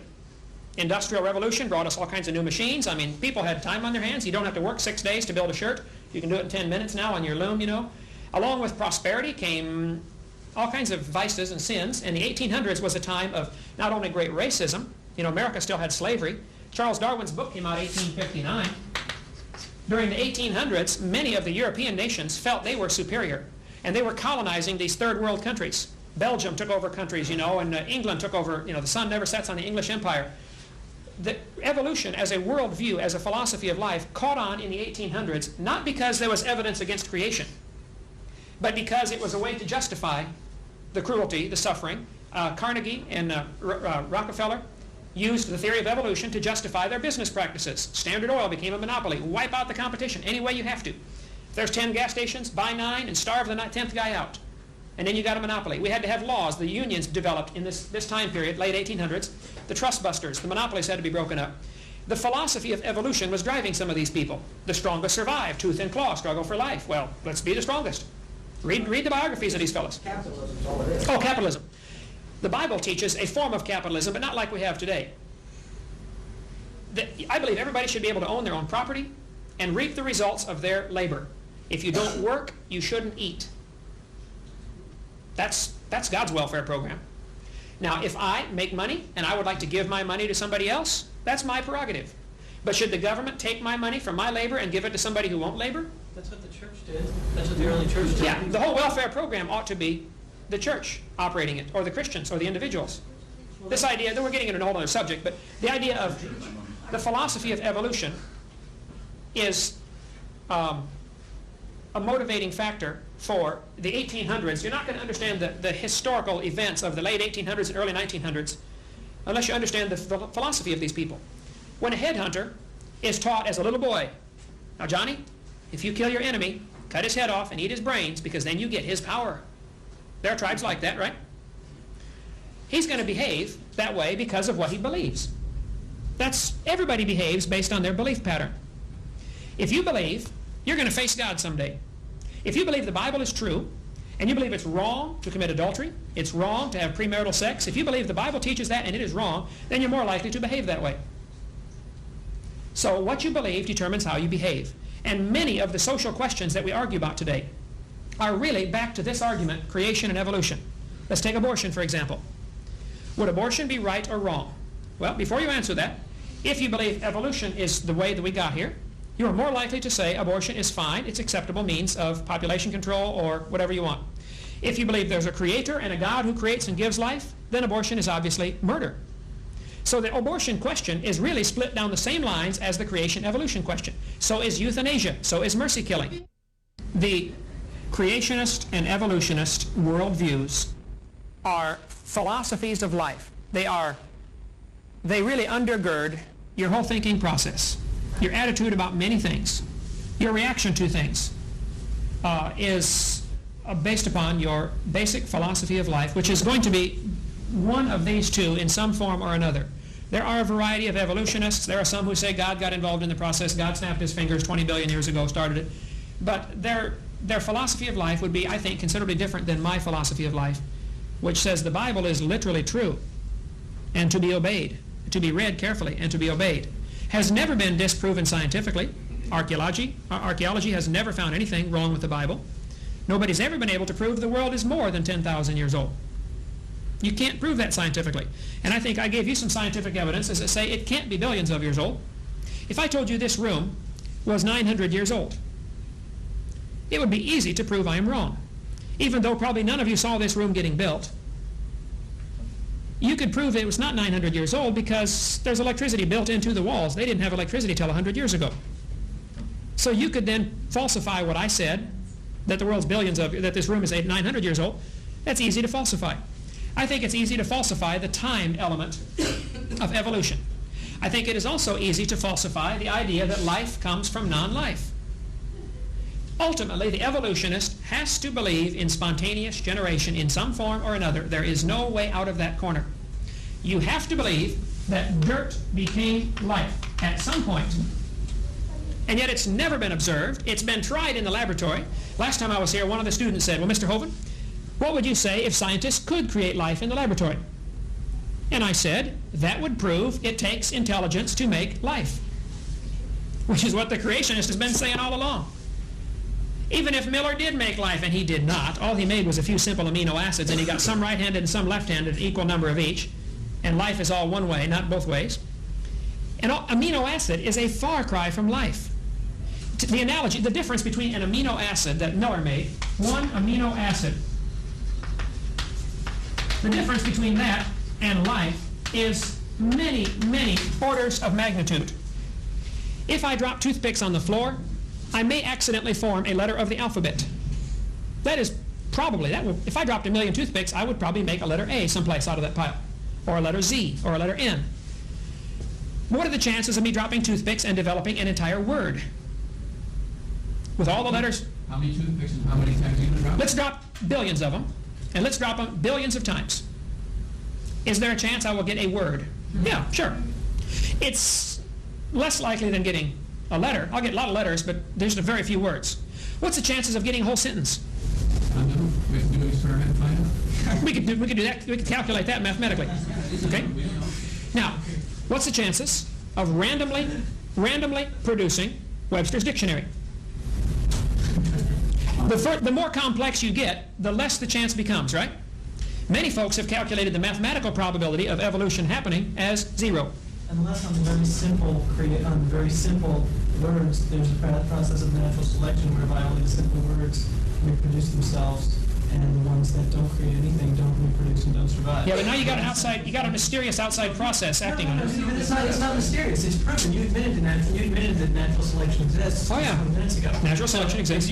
If you dumped all those toothpicks out, and then all the toothpicks dissolved into nothingness, except the only ones that were there in the letters began to reproduce themselves, and so there'd be more letters than there would be non-letters. Then the words and because we have more letters. And then the ones that you dropped and created words would reproduce themselves, and so and mutated. So what you're saying is you're talking about complete randomness, and evolution has nothing to do with complete randomness. You're talking about selection, which you admitted was a natural process. Nature selects. Now you have nature as being the God, capital N.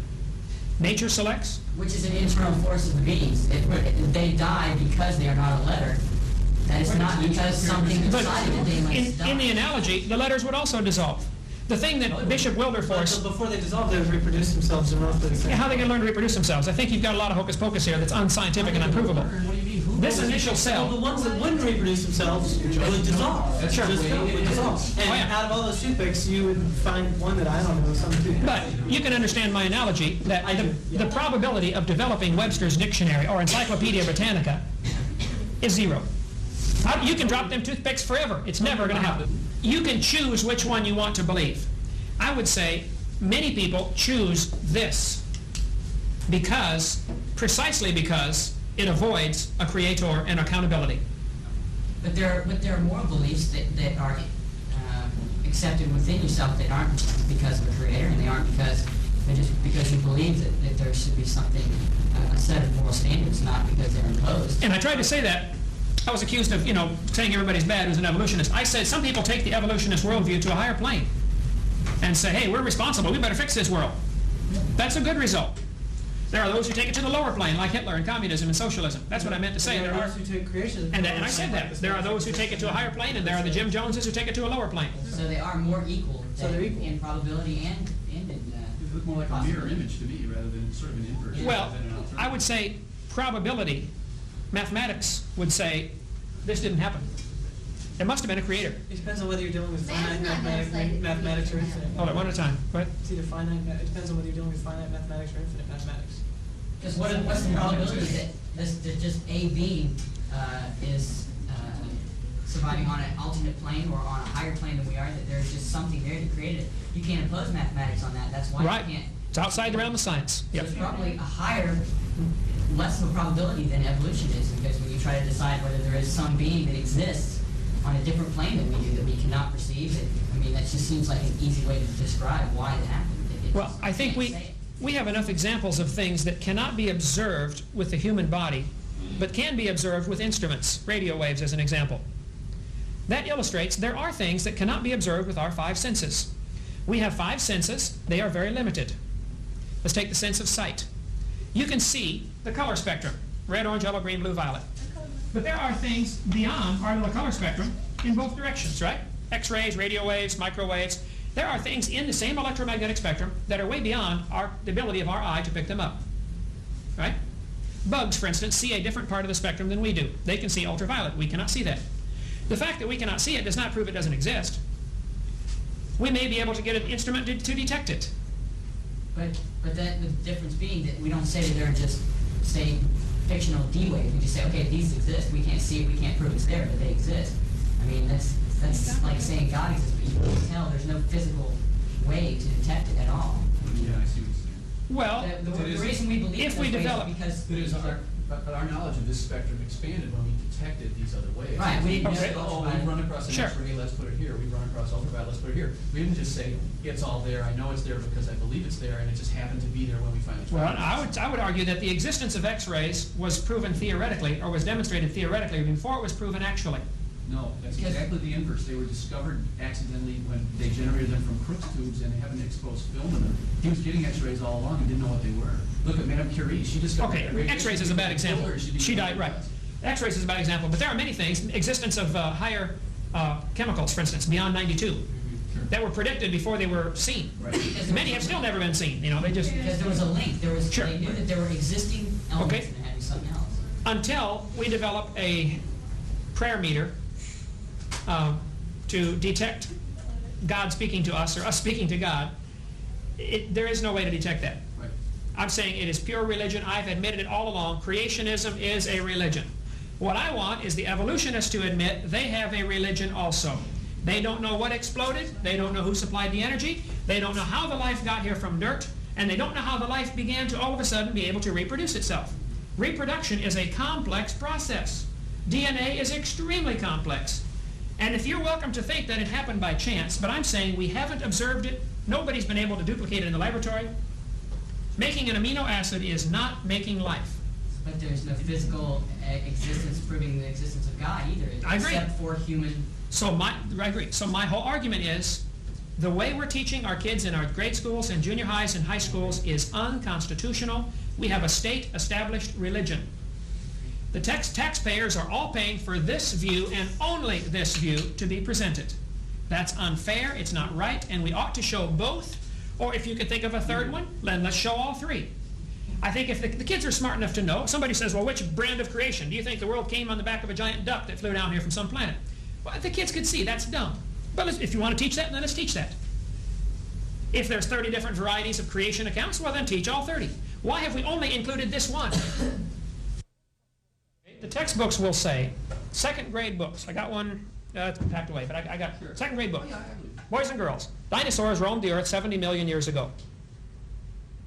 It'll say that like it's a fact in the second grade books. Okay? What about the second grade You're books right. that say It should say scientists believe that. Yeah, they It should say one theory is that dinosaurs roamed the earth millions of years ago. Another theory, which more than half of the U.S. population believes, more than half of the people believe, that dinosaurs did not roam the earth millions of years ago. that they've always been with man, and there may be a few still around. But the population is, I mean, that doesn't make it so. Believing does not make it so. I agree for evolution also. That's right. So why do we only teach this? Why does the second grade book say dinosaurs roamed the earth 70 million years ago when it may indeed not be true? But don't you think that they should be taught in two different subjects instead of in the same classroom? I think evolution is not part of science. This is part of a philosophy. But it's been stirred in with science to the point where people think it belongs there. And the same analogy could be made where beer is always advertised at football games. Right? Beer has nothing to do with football. Show me what beer has to do with football. Or any sporting event. We'd be in real trouble. We'd be in real trouble if we limited ourselves to teaching only those things that we knew everything about. I mean, we couldn't, nobody knows how sperm fertilize eggs. No one knows how that really works. Like you said yourself, no one knows, and I know this to be true because I did some engineering, but no one knows what electricity is. Right. We have to teach people something about electricity. We can't just leave it out because we don't know it all. So you've got to start somewhere and say, you decide for yourself. If you're a 6th grader and somebody says dinosaurs roamed the earth 70 million years ago, like you said before, kids aren't stupid. Some kid's going to say, well, wait a minute, how do these rocks get this way? How did this happen? How did that happen? If they believe it and it becomes their belief system, well, maybe they'll become geologists. But if not, they won't. I mean, I just don't see this monolithic plot to change people's lives with this thing that doesn't even really exist. I mean, you're not even describing evolution properly, let alone... Wait. What have I described about evolution that is improper? You're claiming that it has this coherent view. You get 3 evolutionists in a room at any one time, and you'll have 3 different theories of evolution. Yeah, and they each can prove the other 2 are wrong. Well, that's right. So there is no monolithic view where they all say this or they all say that or all secondary books say dinosaurs. Oh, yeah, get 3 Christians in a room, too. The only one that's right is me. Now, that's been proven over and over. Okay. You know, and that's my only problem. It's a straw man. You build this boogeyman and then you shoot it in, and it's just not the case. I think that we would have to go back to our definition of evolution. Is it microevolution? Then everybody agrees with that. As far as the macro theory of evolution, that this process started 20 billion years ago, this is the way it is presented. This is not scientifically supported. It is not supported by consensus of the American people. Most people do not believe this. Majority opinion doesn't mean anything. That doesn't mean it's not true, though. Okay, hold it now. What you just said, listen now. The world population doesn't have a consensus for the existence of your Christian God, but that doesn't exist, so we've got But you watch the arguments on creation, evolution, and inevitably, some evolutionists will say, but the majority of scientists believe this. Scientists, they're not the public. Scientists are they infallible? No, but there are people who study the thing that have an opinion. The average person in the population doesn't know squat about evolution. That's why your average drug dealer that you're blaming evolutionary theory on isn't going to say, yeah, I'm selling crack cocaine because I believe that evolution gives me the right to do this. He's not going to say that C.H. Huxley or Darwin supports the theory of survival of the fittest. That's why I'm going to gun you down with an Uzi. I mean, that's just maybe that's ridiculous. It goes back to your philosophical worldview. There's 2 things we haven't covered that we've been asked to cover here. Carbon dating. And I forgot the other one already, but we only got 7 minutes left, so we'll have to hurry. The what? Dendrochronology. Okay, we'll get into carbon dating, kind of will include that, if we can cover this quickly here. Radioactive elements, and there are 7 or 10 of them, I don't know how many exactly, but we're going to take some of the simple ones. Carbon-14 is radioactive. Carbon-14 is formed in the upper atmosphere. The Earth has a layer of air around it, approximately 200 miles thick. It floats around all the time, it varies, but about 200 miles thick. Skip the details, we're going to call it 200 miles. When sunlight or starlight or radiation strikes the atmosphere, it adds excess energy to some of the molecules. Nitrogen can take on extra particles and become carbon-14. Carbon-14 then is radioactive, it's very unstable. You can walk past it with a Geiger counter and you hear click, click, click, click, click as particles fly off. It is falling apart. It falls apart. They watched it for 3 days in the laboratory and decided that it falls apart. About half of it will fall apart. The half-life is about 5,730 years, which I have on my chart. Half-life of C14 is about 5,730 years. That is based on a 3 or 4 day extrapolation, which I'm not going to argue with that. That's probably correct. But you'll find people that say it's 6,000, some say it's 5,690, you know, it floats around, but approximately 6,000 years for the half-life of carbon. Then, that carbon-14 that is produced in the atmosphere gets mixed in with the other gases, and it ends up hooking up to oxygen, becoming CO2, carbon dioxide. Well, plants breathe carbon dioxide, and they make it part of their tissue. And then an animal eats the plants. All the while, this carbon is falling apart. It's radioactive. Now, carbon-14 is very rare. There is only 0.0000765% C14. Extremely rare. 1 part per billion. Not much out there. So the animal eats that plant, the animal dies. Today, the atmospheric carbon is about 16 beats, 16 clicks per minute per gram on your Geiger counter. If you start with pure carbon-14, a pure gram of carbon-14, your Geiger counter would pick up about 16 clicks per minute. All right? 5,730 years later, you're only going to be getting 8 clicks per minute because half of it fell apart. Turn back to stable elements, okay? So if you're only getting 8 clicks per minute, you could assume it is 5,730 years old. That's the way it works. If you're only getting 4 clicks per minute, it has gone through 2 half-lives. And at 4 clicks per minute, it is now 11,000 or 12,000 years old. It has only been verified back to 4,000 or 5,000 years based on samples taken from tree rings and samples taken from mummies and parchments and things like that.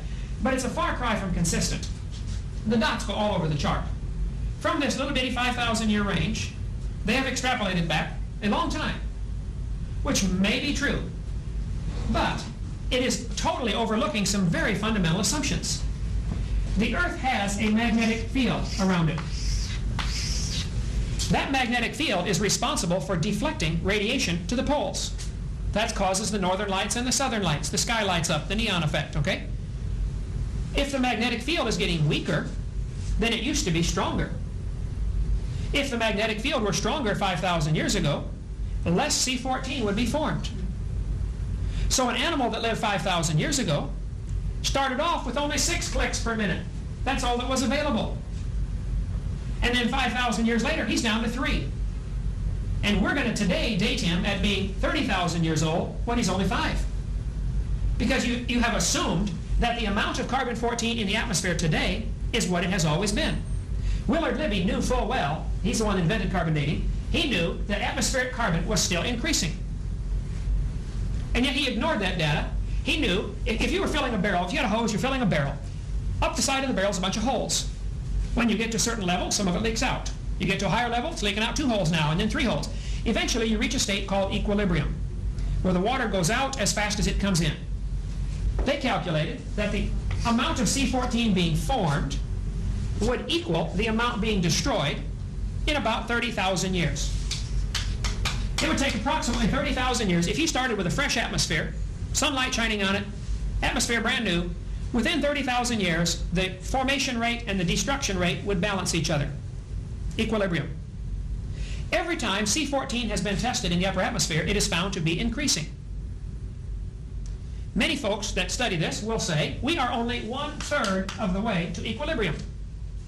The atmosphere still isn't equalized. The creationist would say, yeah, that's because it's less than 10,000 years old, which is what we've been saying all along. Carbon dating is very much in favor of creationism, young Earth. The fact that it is still increasing in the atmosphere says we're right. It's not billions of years old. And to date an animal with carbon dating is to assume the uniformitarian process has been going on for billions of years, it's been equalized, and that simply is a false assumption. It is not true. So what they've done, they've developed 6 other rulers they can use. Because carbon has a half-life of 5,700 years, it's only good for dating objects that are up to 50,000 years old. Therefore, they picked uranium-235. It has a half-life of 713 million years. Yeah, much longer. So if I took this dinosaur bone to any university, USA, and said, would you please carbon date this? They would say, we couldn't do it, even if it has carbon. Because carbon won't give an old enough number. All of the dating methods, be they carbon, potassium, argon, uranium, lead, rubidium, strontium, all of them are based on the assumption that the geologic column is already correct. The geologic column was developed in the 1830s, long before any radiometric dating was even thought of. The geologic column divides Earth up into these different layers. If a bone is found in this layer, it is predetermined that it's going to be about 70 million years old. So which of the dating methods they use, carbon-14, potassium-argon, uranium-235, uranium-238, they will decide which method to use based on how old they think it is. They've already decided the range that's right. Even if it contains carbon, they will not carbon date a dinosaur bone. Dinosaur bones have been found that are not even fossilized. They're still bone. That would fit the creationist worldview. After the flood, things would fossilize at different rates. In a coal mine in Australia, a petrified hat was found, dropped by a coal miner. I've seen petrified firewood, chop marks on the end. Like I held one in my hand 3 weeks ago, a guy in Alabama.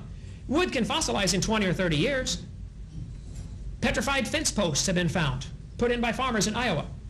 I saw part of a petrified pallet from a pallet shop. A mudslide covered it up 30 years ago. Fossilized in 30 years. It depends on the conditions. If it's in dry, sandy soil, it may never fossilize.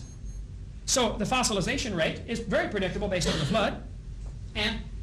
But all of the dating methods are based on the faulty assumption that the geologic column is correct. And it's a hoax. But this is the Bible to the evolutionist. This is their Bible. Everything must match the geologic column. If I talk somebody into carbon dating this, it would give a date of 10 or 15 or 20,000 years. They would not accept that date because it doesn't fit the preconceived idea. They would select which method to use based on their first assumption. And then if they tested it with uranium and found it to be only 10 million years old, that would be rejected because it doesn't fit the geologic column. They may have to test the sample 10 times to get a number that fits their pattern. 19,000 out of 21,000 carbon dates were rejected because they were called extraneous dates. They didn't fit the pattern. Those of you that believe, though you can prove the world's billions of years old by carbon dating, do not understand carbon dating. I do debates at universities all the time. The professors will always say, yep, he's right. We can't prove the age of anything by any dating method. It's all circular reasoning based on assumptions. All the assumptions are listed on this page. 7 assumptions. I only covered 2. Any one of them would discredit it. It's not useless. I mean, it's a neat tool to use for some things. If you already know the approximate age, it's not useless, but it's overblown. You can't prove this world's billions of years old. Our time is up. This has been great. Any questions? I will send you a book. Thank you so much for having me. Thank you very much. Oh, thank you. We hope you've enjoyed watching this debate on the topic of creation evolution. This is not just an academic subject. If the creation story is right and God created this world, then we better do what God says. And if you're watching this tape and you're not a Christian, God loves you. He wants you to come to heaven. But He hates your sin. He hates my sin. He won't tolerate any sin in heaven. Since He created the world and He designed it and He owns it, He makes the rules. And His rule is no sin in heaven. Well, we're all sinners, which means we all deserve to go to hell.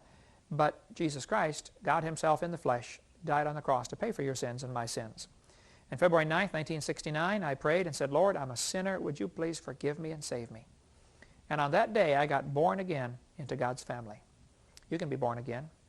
All you need to do is admit you're a sinner. Admit that you deserve to go to hell. Call upon Jesus Christ to forgive you and save you. He's the only one who can, and He wants to so badly if you'll just ask Him. If you're not sure you're going to heaven, ask the Lord to save you right now. You could just pray a simple prayer like I prayed back in 1969. I just said, Lord, I'm a sinner. Would you please forgive me and save me right now? If you do that, today will be your spiritual birthday. The Bible says you must be born again in John chapter 3. In John chapter 1, it says you get born again, you become a son of God by receiving Him. When you receive Jesus Christ, you receive His gift that He died on the cross for you, and you receive that for your sins. That's the day you get born into God's family. You become God's child. We have lots of material in our ministry designed to help strengthen your faith in the Word of God and help you grow as a Christian. If you'd like to call or write our office, we'd be glad to send you a catalog. You can get on our website and get lots of information. If you'd like to schedule a debate, I'd be honored to come. Just get my itinerary off my website and find out when I will be in your area. And I'll be glad to come speak at a college, speak at a university, speak at a debate, represent the creation side against as many professors as want to get together. We'll take on 10 at a time. That doesn't matter. You see, God's right and evolution is wrong. It's pretty simple. Thank you so much. Please don't hesitate to call us if we can be any help. Do you want to know more about how to combat the godless theory of evolution? Creation Science Evangelism offers 4 great tools that help strengthen the faith of believers and win the lost to Christ. After 15 years of teaching high school science, Dr. Hovind began Creation Science Evangelism in 1989. We are a ministry that is dedicated to providing tools which will help you combat the evolution philosophy that is destroying the faith of millions every year. The first tool Creation Science offers is their powerful, life-changing video series. Over the last 12 years, well over 1 million videotapes of Dr. Hovind's seminar have circled the globe.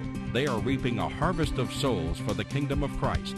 as well as helping restore the faith of many thousands confused by the evolution propaganda to which they've been subjected. These videos are available in English, Russian, French, Spanish, Japanese, and sign language.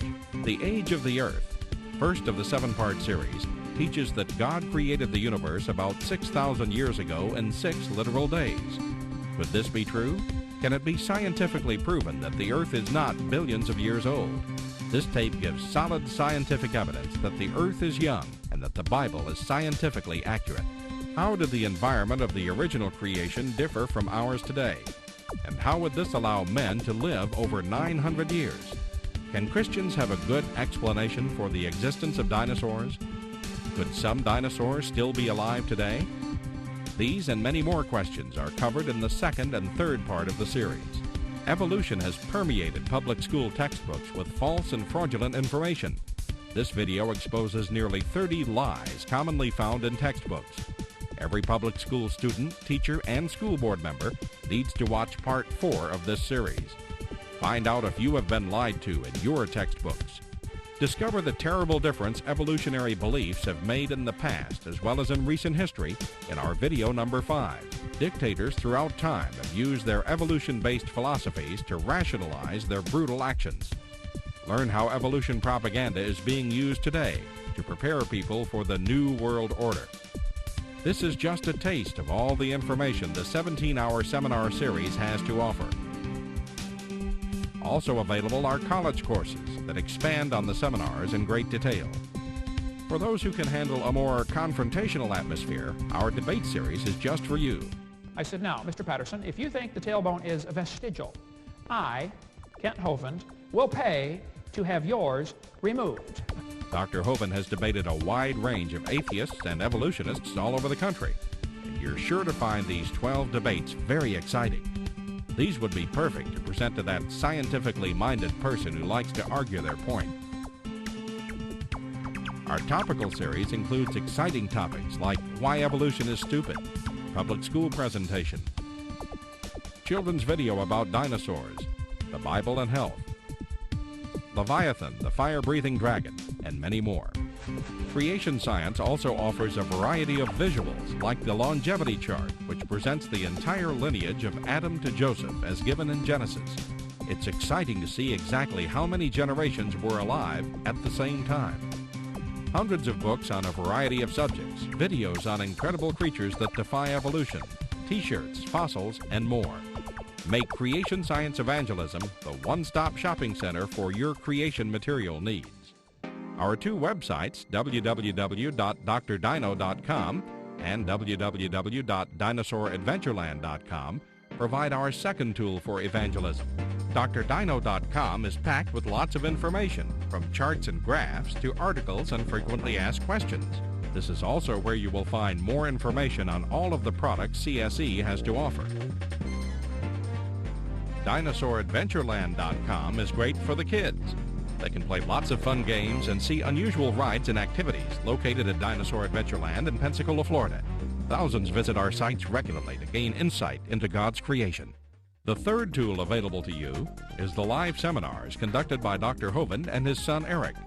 Since 1989, Dr. Hovind has held seminars and debates in hundreds of churches, schools, and universities in 49 states and 30 foreign countries.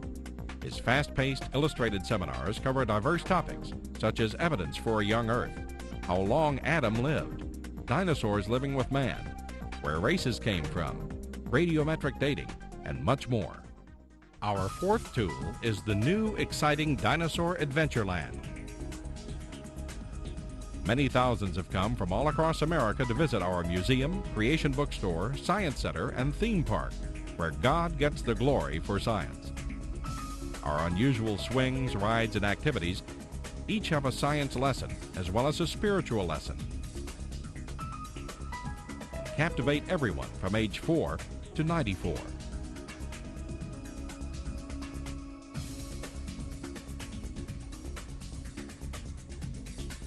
To order material, find out how to schedule a seminar at your church, or get more information about Dinosaur Adventureland, write to us at Creation Science Evangelism, 29 Cummings Road, Pensacola, Florida, 32503. Or call us at 850-479-3499. 877-479-3466 or toll free in the U.S. 877-479-3466.